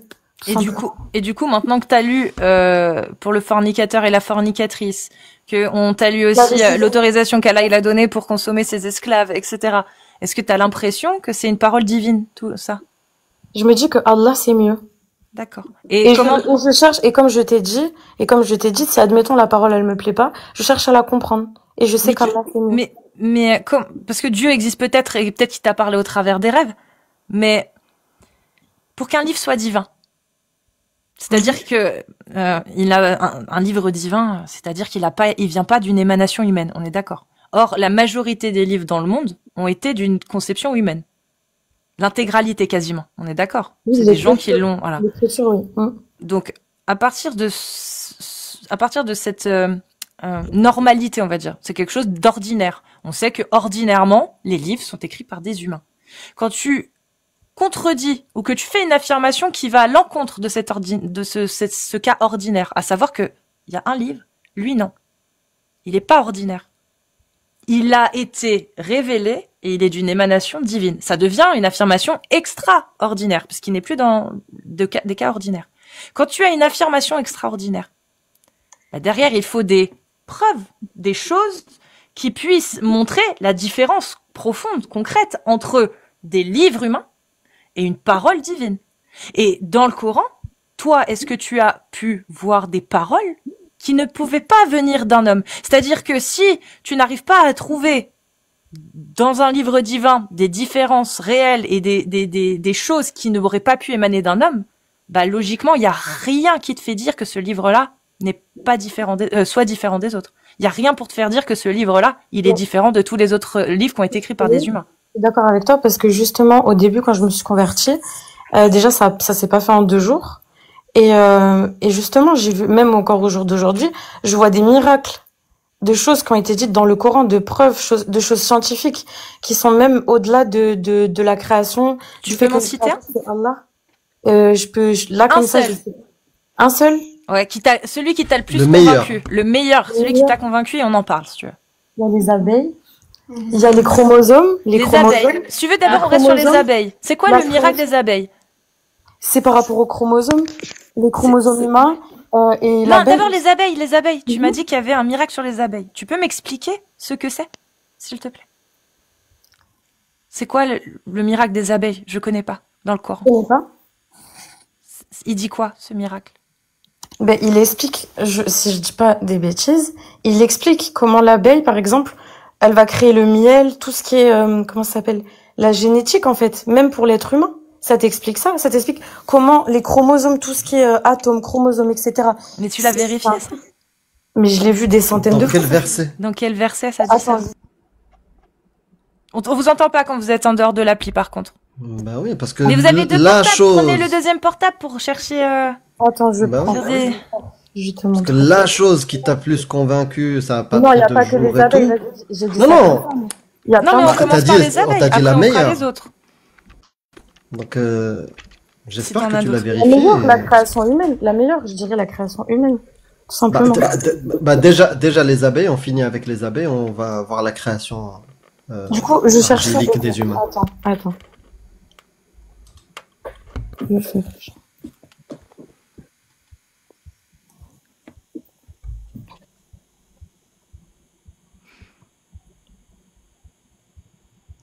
Upgrade pédagogie level diamant.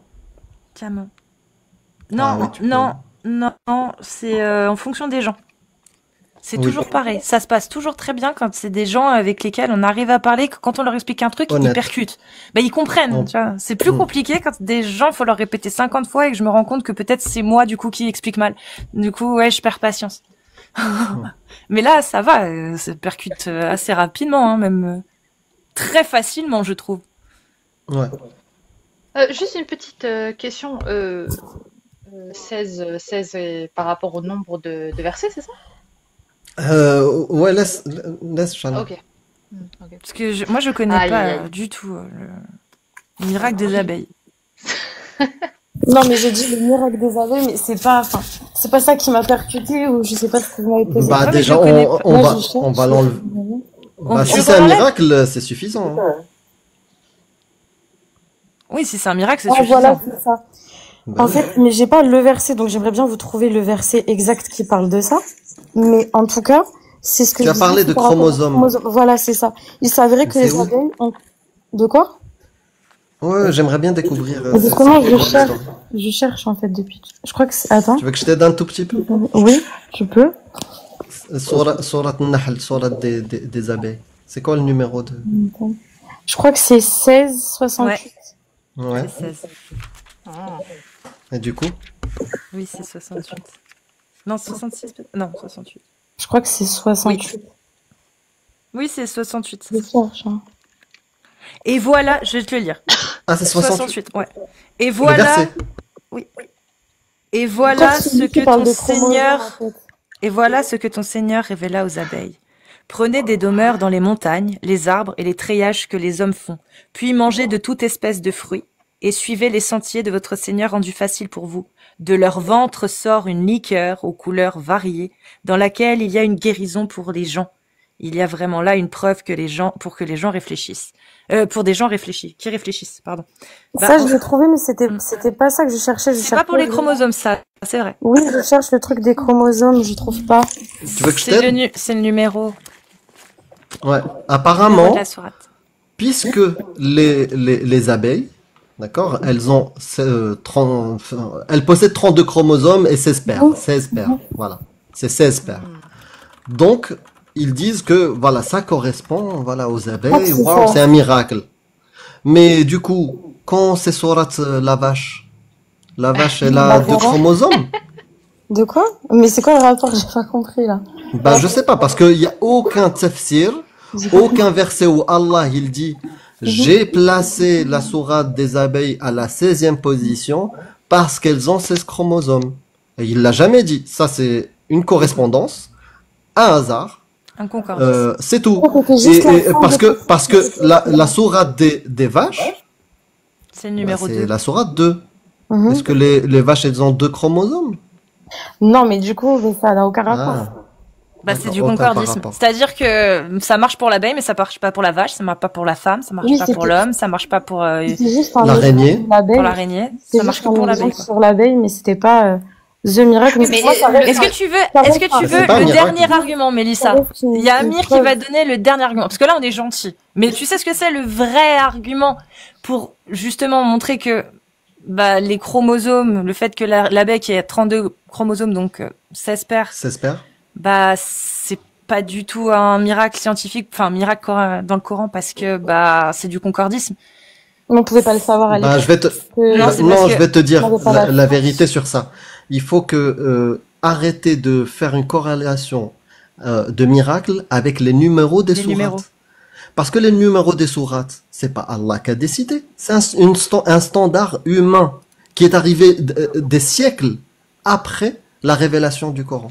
C'est même pas comme ça. Allah, il a pas dit, là, je vous parle, c'est sourate la vache numéro 2.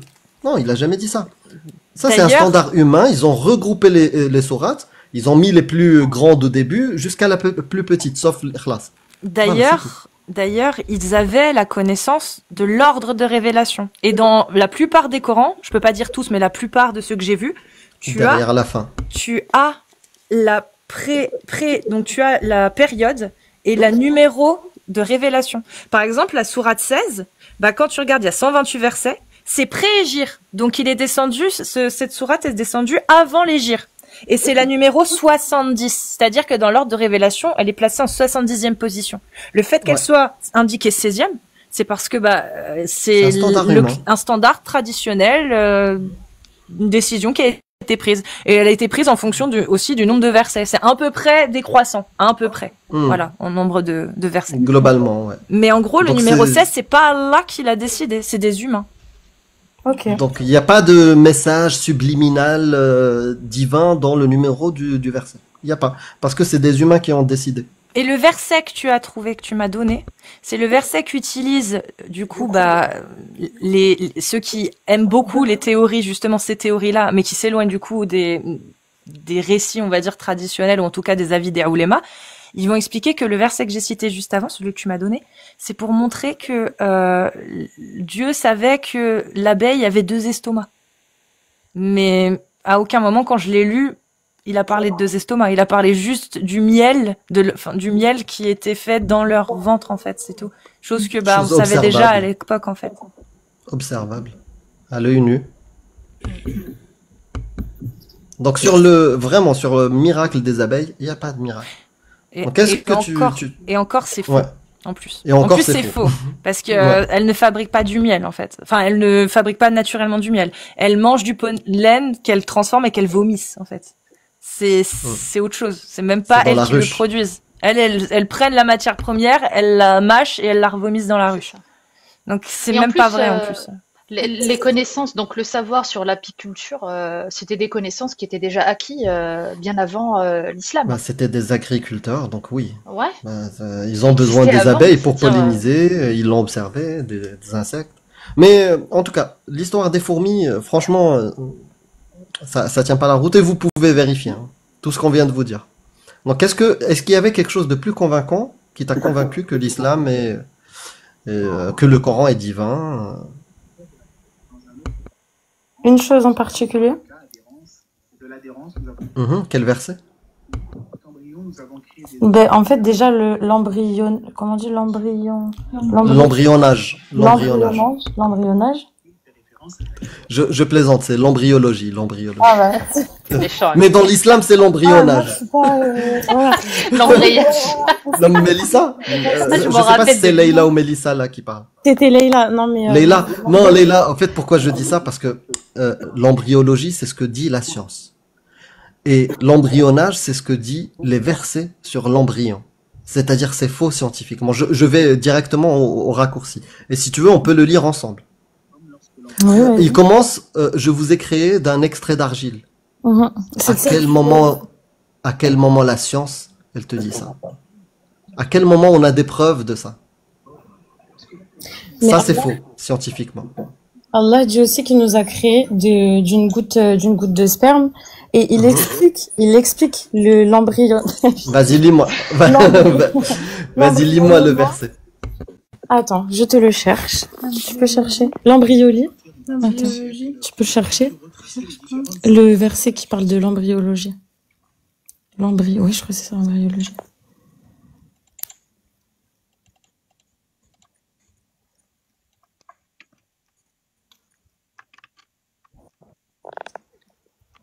Je me rappelle du gars qui avait dit embryonnage.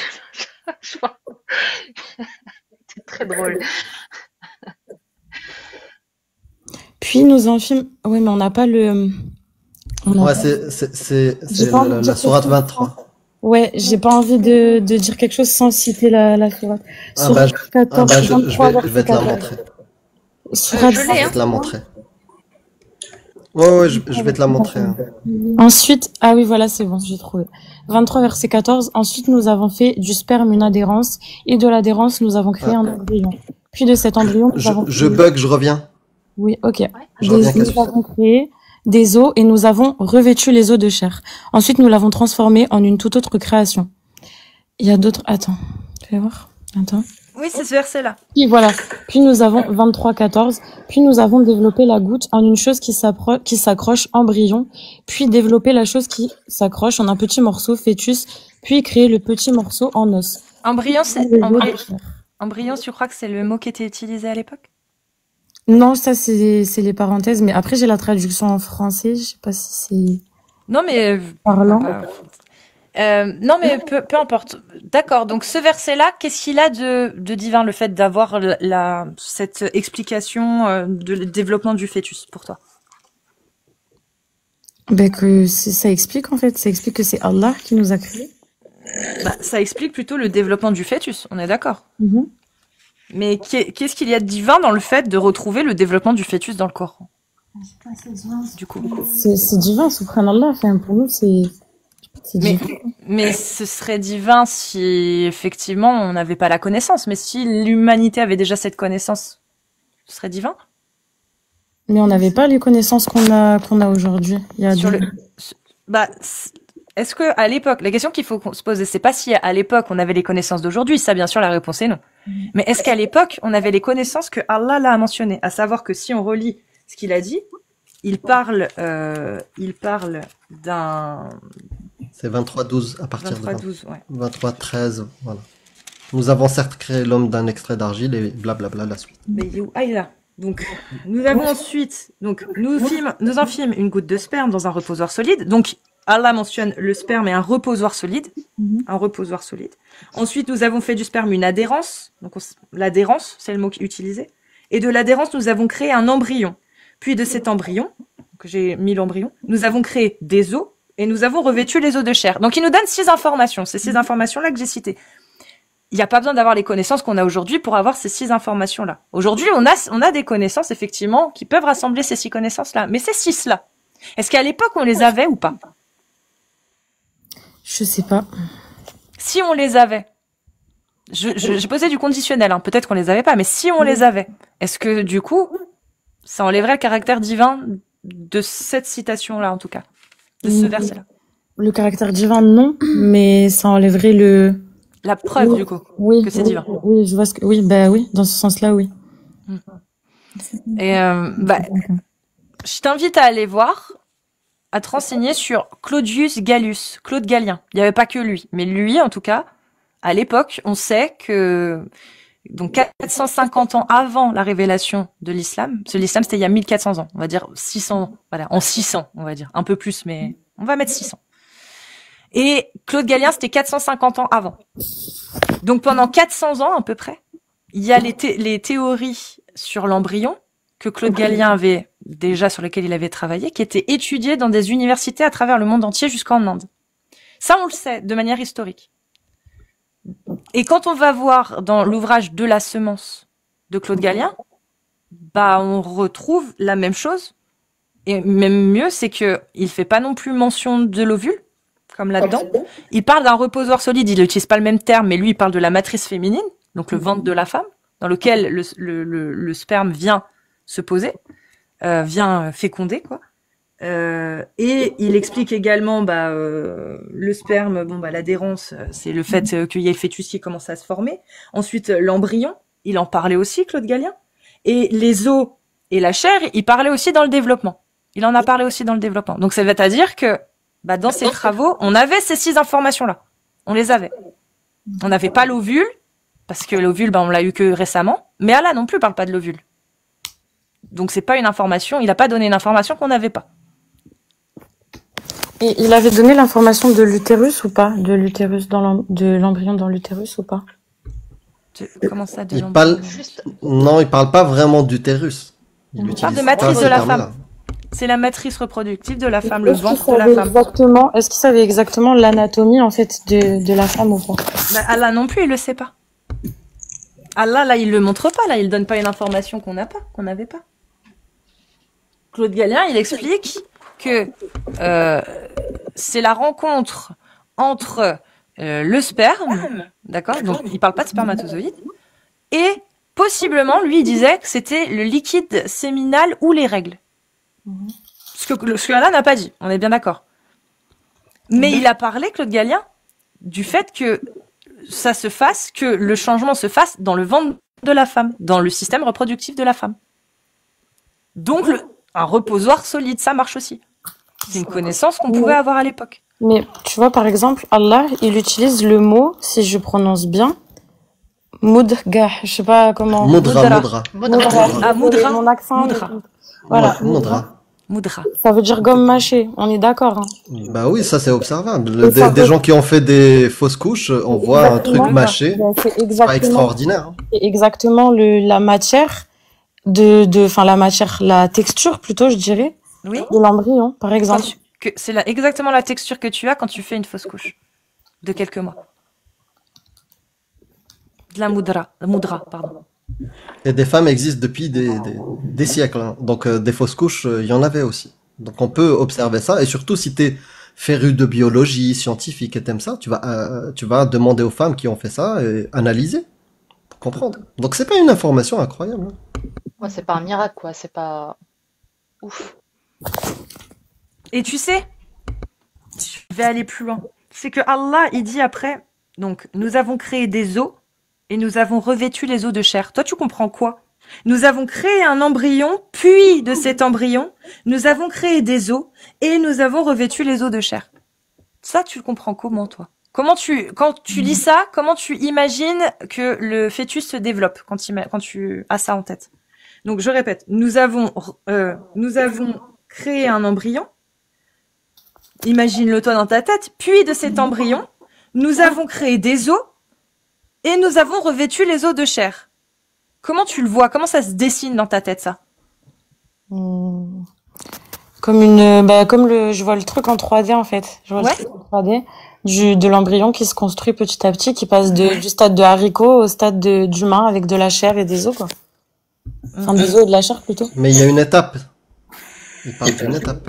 Il parle de nous avons créé un embryon, puis de cet embryon, après nous avons créé des os et nous avons revêtu les os de chair.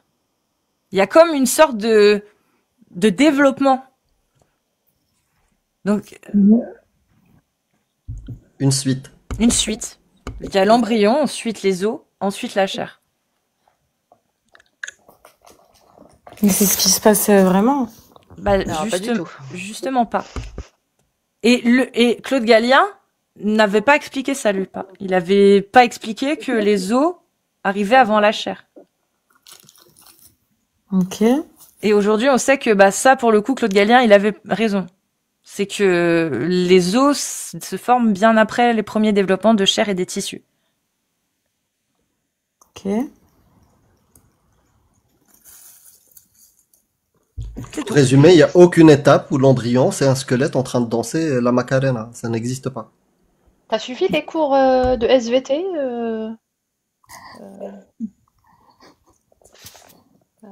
la partie biologie, je sais pas, non?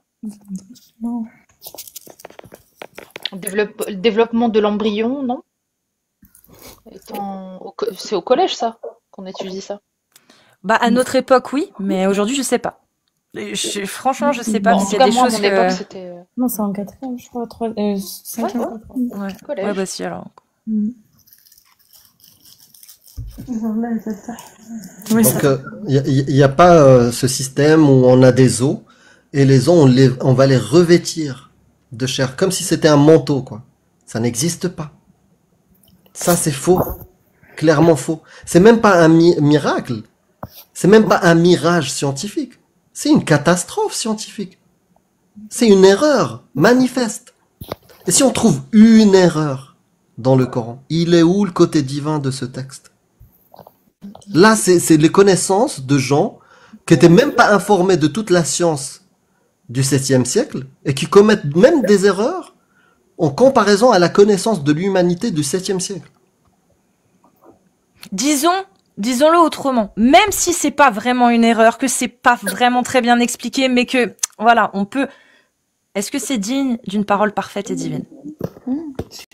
C'est ça la question. Même si finalement, bon, c'est pas vraiment une erreur, mais c'est juste un peu mal expliqué. Bah ouais, mais non, c'est pas digne du coup d'une parole parfaite, d'un créateur parfait et divin. Surtout qu'on a su mieux expliquer que Allah, du coup, parce que le verset, il est clairement pas clair. On a su mieux expliquer que... Ben, quand elle dit ça, c'est les scientifiques. Les scientifiques aujourd'hui expliquent mieux que le créateur. C'est comme si tu me disais, toi, tu viens de créer une voiture alimentée à l'huile d'olive. Tu vois? Et c'est toi qui as Je fabriqué sais pas si elles sont en train d'écouter là. Ça existe, hein, l'huile de colza.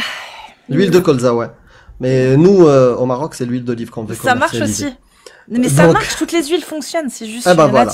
Bah voilà, tu l'as fabriqué. qui sont plus utiles et plus faciles à faire. Colza, je crois que c'est plus facile. Ouais. Mélissa, Les filles, est-ce que vous êtes en train d'écouter ou Moi, en fait, j'étais en train d'écouter et d'un coup, j'ai entendu l'huile et là, je sais pas, j'ai rien compris. ah, t'as rien compris. C'est une analogie. Imaginons que toi, Mélissa et Leïla, vous avez fait des recherches et tout, vous avez fabriqué une mini voiture qui tourne à l'huile d'olive. Et c'est vous qui avez tout fabriqué. Et vous me parlez, oui, comment ça fonctionne, le moteur il tourne comme ça. Et surtout pour alimenter, on utilise une tige et une pompe en plastique. D'accord. Bah pour moi, c'est vous les créatrices. Vous décrivez ce que vous avez créé, c'est vous. Et moi et Shana, on a un doute. On achète votre voiture, on la dissèque, on la découpe dans tous les sens et on cherche le tube qui ramène ça en plastique, on ne le trouve pas. 2, on découvre que c'est pas alimenté à l'huile d'olive, c'est de l'eau. La voiture tourne à l'eau. Est-ce qu'on a le droit de douter que c'est vous les créatrices de cette voiture?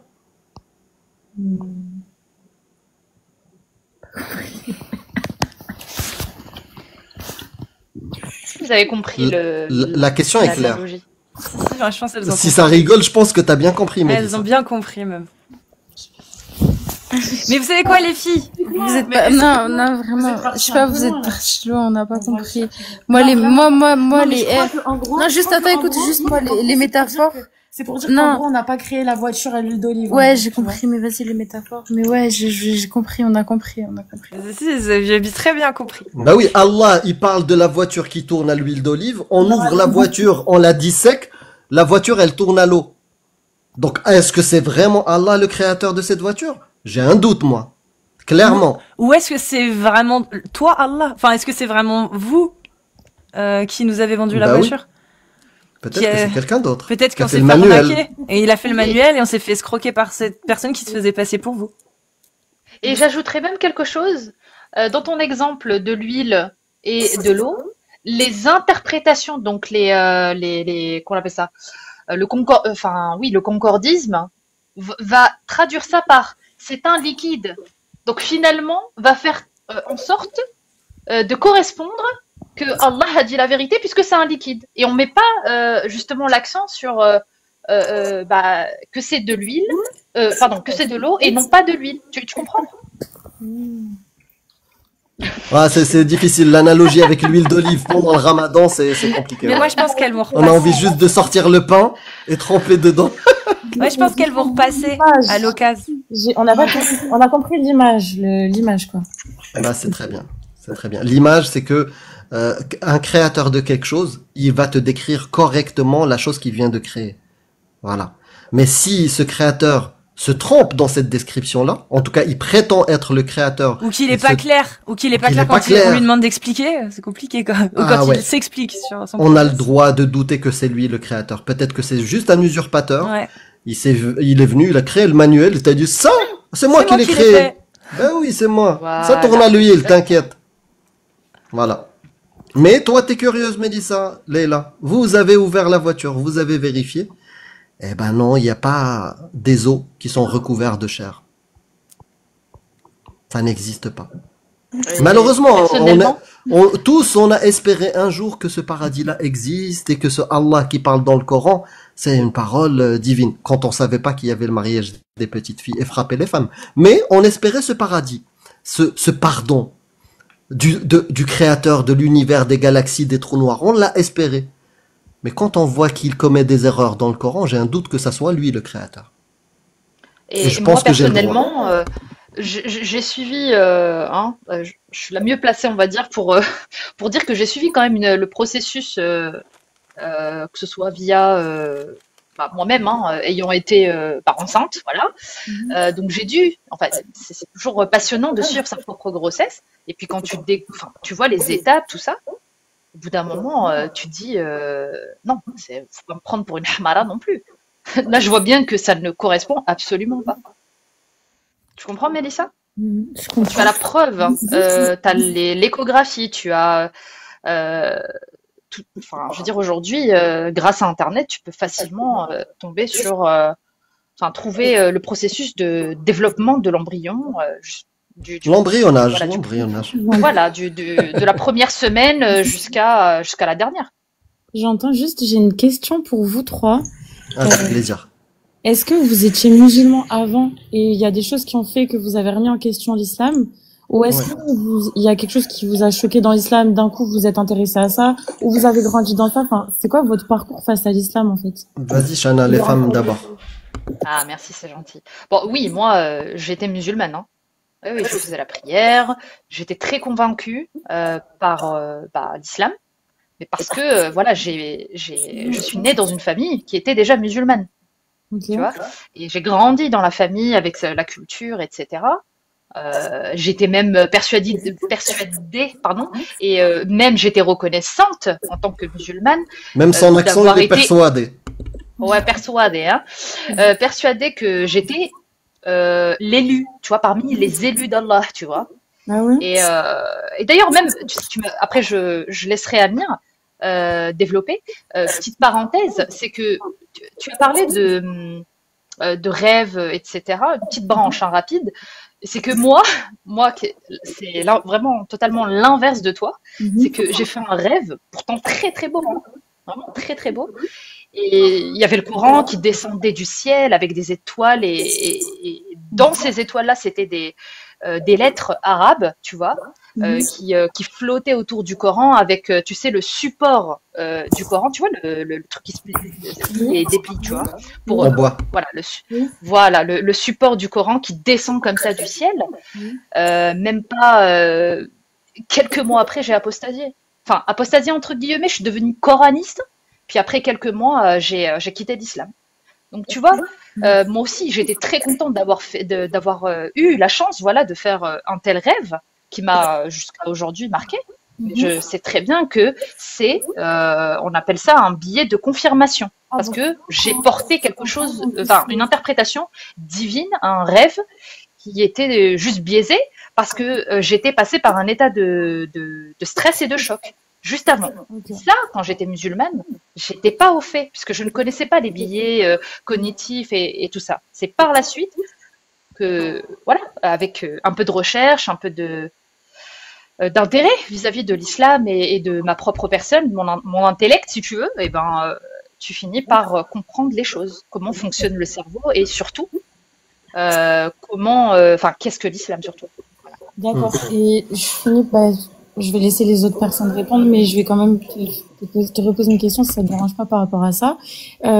C'est quoi l'élément? Parce que si tu avais la foi et la conviction, je pense qu'il y a dû avoir un ou plusieurs éléments en particulier qui ont fait que ça t'a soit dégoûté, soit tu t'es dit c'est pas ça la vérité en fait.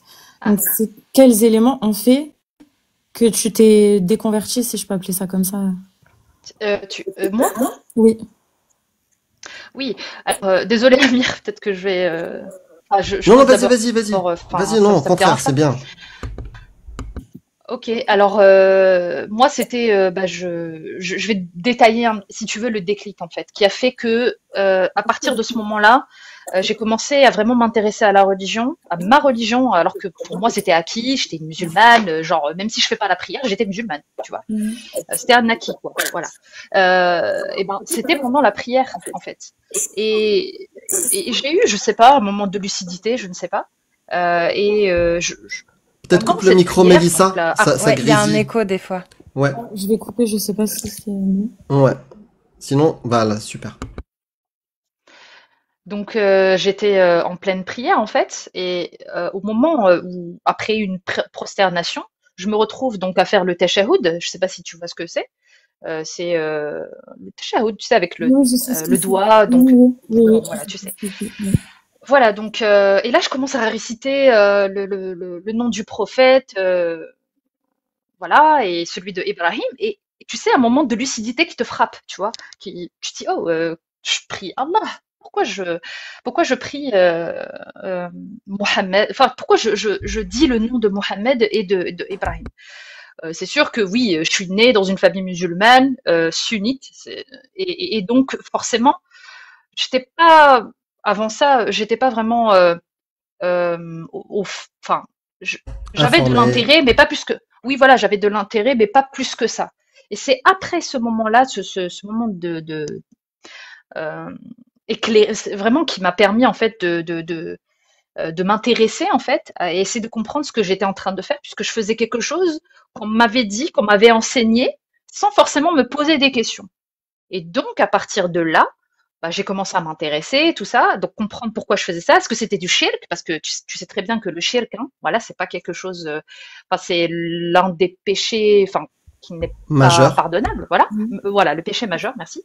Et donc moi je ne voulais pas faire du péché, surtout pas, puisque j'avais peur d'Allah, etc. Donc quand t'es là, tu dis Tahiyatullah, Zakiyatullah, Tayyibatullah, Salawatullah, Allahumma salli ala Sayyidina Muhammad. Voilà. Donc tu vas, donc chaque prière, t'es là, tu te dis mais en fait je cumule des shirk et j'ai pas, tu vois, je voulais pas de ça. Donc suite à ça, je découvre des pépites. Donc je commence à découvrir des hadiths, etc. dont j'étais absolument pas au courant. Et donc je découvre le hadith sur Aïcha, sur sur l'esclavage, sur la peine de l'apostat. Ça vient après, un peu plus tard. Et donc voilà, de fil en aiguille. Puis après, en fait, si tu veux, naturellement. Même les versets. Oui, oui, les versets, puisque justement, quand je tombais sur les hadiths, je me dis, bon, je délaisse ça parce que ça ne me convient plus. Et puis, du coup, j'avais le Coran entre mes mains, et je dis, mais ok, très bien, du coup, ces versets ne sont pas non plus top, quoi. Donc, qu'est-ce que je fais de ça? Et donc, pareil, hein, plus j'avance, plus je constate que le Coran, je vis en 2025, il n'y a plus rien à appliquer. Enfin, je veux dire, dans notre temps à nous, moi en tant que femme vivant au 21e siècle, je veux dire, qu'est-ce que je fais moi d'un livre du 7e siècle? Et à partir de là, j'ai remis en question la divinité d'Allah, j'ai remis en question le prophète, etc., jusqu'à finalement apostasier. Voilà. Ok. Moi, si je vais être très rapide. J'ai été éduqué avec un islam des vieilles grand-mères marocaines analphabètes. Je suis né au Maroc. J'ai grandi au Maroc. Et malgré tout, parce que j'ai été endoctriné, j'acceptais même des atrocités. C'est-à-dire, j'étais homophobe. Parce que Allah, dans les versets, il y a de l'homophobie sur Qawm Lut. Dans la sunna, il y a de l'homophobie. Et la jurisprudence punit les homos par plein de manières, dont le fait de jeter des homos de la tour la plus haute du village, et quand ils s'écrasent, il faut les finir avec des pierres. Donc il y avait ça. Je découvre aussi, et ça, je l'ai découvert, je l'acceptais. J'acceptais ces atrocités sur l'homosexuel. Parce que j'ai été endoctriné, parce que c'était le mal. J'acceptais peut-être quelques traits de patriarcat et de misogynie. Je l'avais accepté parce qu'on m'a inculqué que c'était ça la vérité et c'était ça le bon comportement. Bien sûr, à côté, fallait être bien bon avec les voisins, fallait aimer sa mère, le paradis est sous les pieds de ta mère, que le prophète, il était bon avec les juifs, qui habitaient le voisin juif qui était à côté de lui, qui était mauvais et qui jetait la poubelle devant la maison du prophète. Et le prophète, il a accepté jusqu'à ce que ce juif, il découvre que la bonté du prophète et il se convertit. J'ai grandi avec ça. Et un jour, j'ai commencé à lire. Et je découvre déjà que ce hadith-là n'existe pas. Et les imams, ils le répétaient dans les mosquées. Le paradis est sous les pieds de vos mères. Pareil. Je découvre qu'on m'avait dit que ta mère est comme un diamant et la femme est comme un diamant. Je lis la sourate des femmes. Eh ben non, ma mère n'est pas considérée comme un diamant. Je ne veux pas ça ni pour ma mère, ni pour ma fille. Le fait de les frapper parce qu'on craint sa désobéissance. J'ai pas envie de ça, moi. Et petit à petit, tu découvres l'esclavage. Wow! Mais moi, je croyais que l'esclavage a été aboli par Allah. J'ai grandi avec ça. Eh ben, je découvre que le Dieu omniscient, omnipotent, miséricordieux, il a légiféré, il a cadré l'esclavage, il l'a pas interdit. Comment ça? T'es capable d'interdire la viande de porc, t'es capable d'interdire l'alcool, et il faisait le commerce de la viande du porc, de l'alcool. Le prophète, il s'est tawda, il a fait le wudu avec nabid, avec l'alcool. Wow, mais c'est quoi ces histoires? Je découvre Aïcha, mariée à 6 ans, consommée à 9 ans. Et tous les savants sont d'accord. Mais c'est quoi ce délire? Je peux juste te couper sur un truc, s'il te plaît. Ouais. Juste par rapport à ça, justement, parce que moi, quand j'ai vu ça par rapport à Aïcha, je l'ai vu il y a pas longtemps et franchement ça m'a dégoûtée et je me suis vachement renseignée et selon plusieurs savants, selon les textes, etc., ils auraient calculé l'âge de Aïcha par rapport à sa sœur, comme quoi ça serait pas possible qu'elle ait épousé le prophète à cet âge-là et qu'elle devait avoir... Je suis arrivé à cette étape, ouais. Je connaissais ça. Ça m'a réconforté une semaine. Okay. Et au bout d'une semaine, je me suis dit, mais tu sais quoi? J'oublie, tu sais, les hadiths, peut-être qu'ils ont même fabriqué des hadiths et tout. Je vais aller lire le Coran. Et là, je trouve que Allah, dans la sourate 65, verset 4, il autorise de divorcer. C'est pas que prophète. Imaginons même que l'histoire du prophète, c'est une histoire inventée. Il autorise à tous les croyants de divorcer de celles qui n'ont pas encore eu de règles. Attends, mais qu'est-ce que dit le tafsir? Qu'est-ce que dit le tafsir? Tous les tafsirs sont unanimes. Ils parlent de Saghira, la petite, qui n'est pas capable d'avoir de règles. La prépubère, celle qui n'a... Donc, waouh, je découvre ça. Et confirmé par toutes les jurisprudences de Malikite. Moi, j'étais Malikite. Confirmé par les autres. Attends, je vais changer d'école. Je vais chez les Hanbalites, pareil. Je vais chez les Chaférites, pareil. À un moment donné, on peut s'inventer plein de choses pour se rassurer, mais il y a une accumulation de problèmes, plus les problèmes scientifiques, les erreurs manifestes comme là, les eaux, et d'autres. La cosmogonie, c'est quoi la description par Allah de la terre, des cieux? Les cieux, ça existe où les cieux? Créer la terre en 6 jours. Il se contredit lui-même. Il a créé l'univers en 2 jours, mais la Terre, il l'a créée en 6 jours. Comment tu fais? Comment tu fais? Mais plein d'erreurs comme ça. Hein. À un moment donné, bah, soit tu fermes les yeux, tu dis Alhamdoulilah, j'ai rien vu, soit tu es quelqu'un d'adulte et tu affrontes la réalité. Ok. Et je sais pas si c'est pareil pour toi, Cassius, si t'as grandi dans une famille musulmane ou pas, mais du coup, je vais poser la question à Shana et à toi, du coup. Vu que vous avez grandi dans cette culture et dans cette religion et que vous avez dû, je pense, à un moment dire à votre famille, bah, que pour les raisons que vous aviez, etc., vous vouliez plus, en fait, croire et pratiquer, etc., ou juste croire, ou juste, Il n'y a pas de vouloir. En fait, c'est pas une volonté. Ouais, j'ai compris. C'était juste pour que ça soit clair pour tout le monde. C'était pas une volonté. C'est un cheminement, une accumulation de connaissances sur l'islam. À un moment donné, ton cerveau, il n'accepte plus. Il n'accepte plus ces affirmations extraordinaires avec sans preuve, sans rien. Et en plus, qui te mène vers des atrocités. Moi, je vais pas accepter que Moussa a couru derrière un rocher parce qu'il lui a piqué ses fringues. Et il appelait le rocher, il lui disait hey, « rocher, reviens !» C'est une histoire à dormir debout pour des gamins. Je vais pas l'accepter comme ça, juste parce que c'est écrit dans un livre.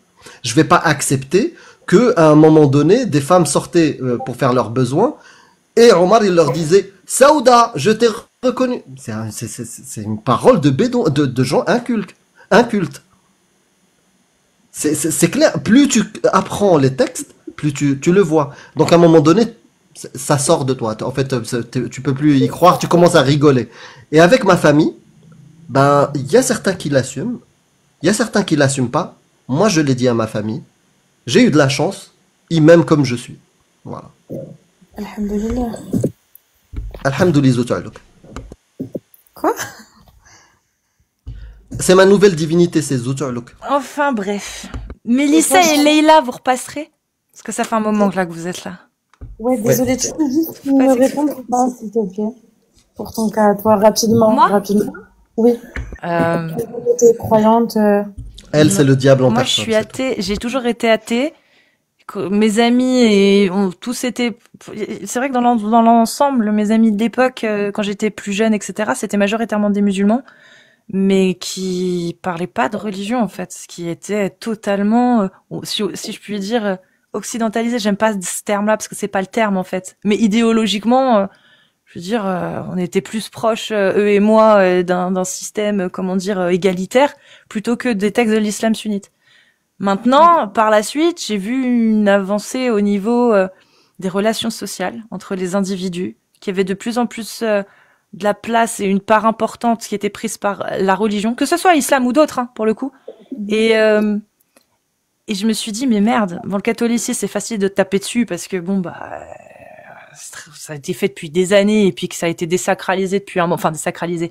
Ce qu'il y a dans la Bible a été désacralisé, hormis le comportement de Jésus. Donc c'est bon, tout le reste, tous les trucs dégueulasses qu'il y a dans la Bible et dans l'Ancien Testament, parce qu'il y en a, hein, peut-être même plus que dans le Coran, bah ils passent à la trappe parce que non, ça les concerne plus aujourd'hui. C'est parce qu'il y a eu une critique qui a été faite. Et quand tu comprends ça, quand tu vois que c'est grâce à la critique du dogme de la religion catholique ou du christianisme dans l'ensemble qu'il y a eu ces réformes-là et qu'aujourd'hui effectivement, bah les cathos, ils sont plus à même de dire fuck à l'Ancien Testament et de pas du tout respecter ce que dit Paul ou quoi que ce soit, c'est parce qu'il y a eu cette critique.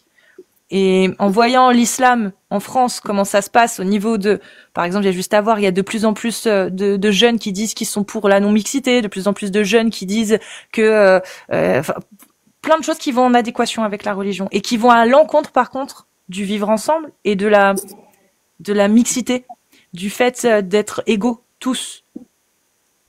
Ok. Et du coup, bah, en rencontrant Jack le Fou, en rencontrant Amir, en rencontrant Shana, en rencontrant tous ces gens, bah, j'ai commencé à avoir des outils pour contrer, entre guillemets, ce que je condamne, ce que je déplore, pas condamne, ce que je déplore, sans m'attaquer aux gens. Parce que c'est ça mon problème. Je me disais, mais merde, putain, moi, je veux pas m'attaquer aux gens. Je sais très bien, j'ai des potes musulmans, j'ai des gens dans mon entourage qui sont musulmans, il y a pas de problème. Donc, c'est pas contre les musulmans qu'il faut parler. Et je savais pas. Et quand je suis tombée sur eux, j'ai compris. Je me suis dit, c'est le dogme. C'est l'idéologie qui est implantée depuis des années en France. C'est cette idéologie-là le problème. C'est pas les musulmans. Parce que les musulmans, moi quand j'étais jeune, posaient pas de problème du tout. Ils avaient pas ce genre de comportement parce que ils étaient pas dans une idéologie qui les contraignait ou qui les poussait à accepter ce genre de choses, à accepter le fait d'être pas égaux, à accepter le fait de ne pas pouvoir fréquenter les mêmes lieux en fonction de si on est un homme ou une femme, en fonction de c'est des choses qui n'existaient pas avant. Et ça, ce qui le ramène aujourd'hui dans une société comme la France qui est censée justement être égalitaire et avoir acquis acquis ces valeurs d'égalité, c'était pas normal. Et ça vient d'idéologie de l'islam sunnite, pas que, mais en partie. D'accord, je comprends ton raisonnement. Ok, merci d'avoir répondu. Merci à tous les trois. Avec plaisir. Avec plaisir. Avec un grand plaisir. C'est tellement, c'est tellement, je vais pas dire rare, mais voilà, c'est occasionnel. C'est très agréable. Voilà, Ouais. d'avoir une discussion C'est l'un des meilleurs apaisée. échanges que j'ai eu. Ouais. Si le Merci troisième... beaucoup Mélissa et Leïla, vous êtes au top. Moi, c'est la première fois que j'ai un débat comme ça, en fait. Enfin, Mélissa, toi aussi. Ouais, moi aussi. C'est la première fois qu'on a un débat comme ça parce que, en fait, on est des musulmanes, mais on reste ouverte au débat et, en fait, pouvoir parler avec des gens qui sont ni fascistes ni extrémistes, vous avez vos idées, on a les nôtres, on peut échanger, enfin, vous avez quand même des connaissances. Qu'on soit d'accord ou pas, enfin, depuis le début, je vois que vous avez quand même des connaissances. Ça, c'est pas, je peux pas dire le contraire. Alhamdoulilah. Oh, elle Et m'a merci touchée. beaucoup. Merci beaucoup. Là, t'as touché Cassius touché. au cœur. Merci beaucoup. En tout cas, prenez soin de vous. Et dans les commentaires, allez vous soigner Ouais. parce que c'est un problème, je pense. Oui. Il y en a beaucoup. Bah, qui ont tu des peux pas le dire, Sarmdan. Allez tous vous faire Allez tous vous faire, ftor. Kraoud. Vous faire ftor. Merci en tout cas les filles, prenez soin de vous et vous repassez quand vous voulez. Vous aussi. Et Bonne bon soirée. Ramadan. Ouais, Les bon Merci ramadan à beaucoup. vous. Bonne soirée. Allez, c'est bientôt fini. Merci. Salut. Salut. Ouais, Ouais, c'était cool, hein. ouais. Je suis contente que vous ayez été là pour partager cet échange. Ouais, Cool. ouais, j'ai pu placer mon petit témoignage en même temps. Ouais. Ouais. C'était cool. Et ben on passe au suivant, ça vous va?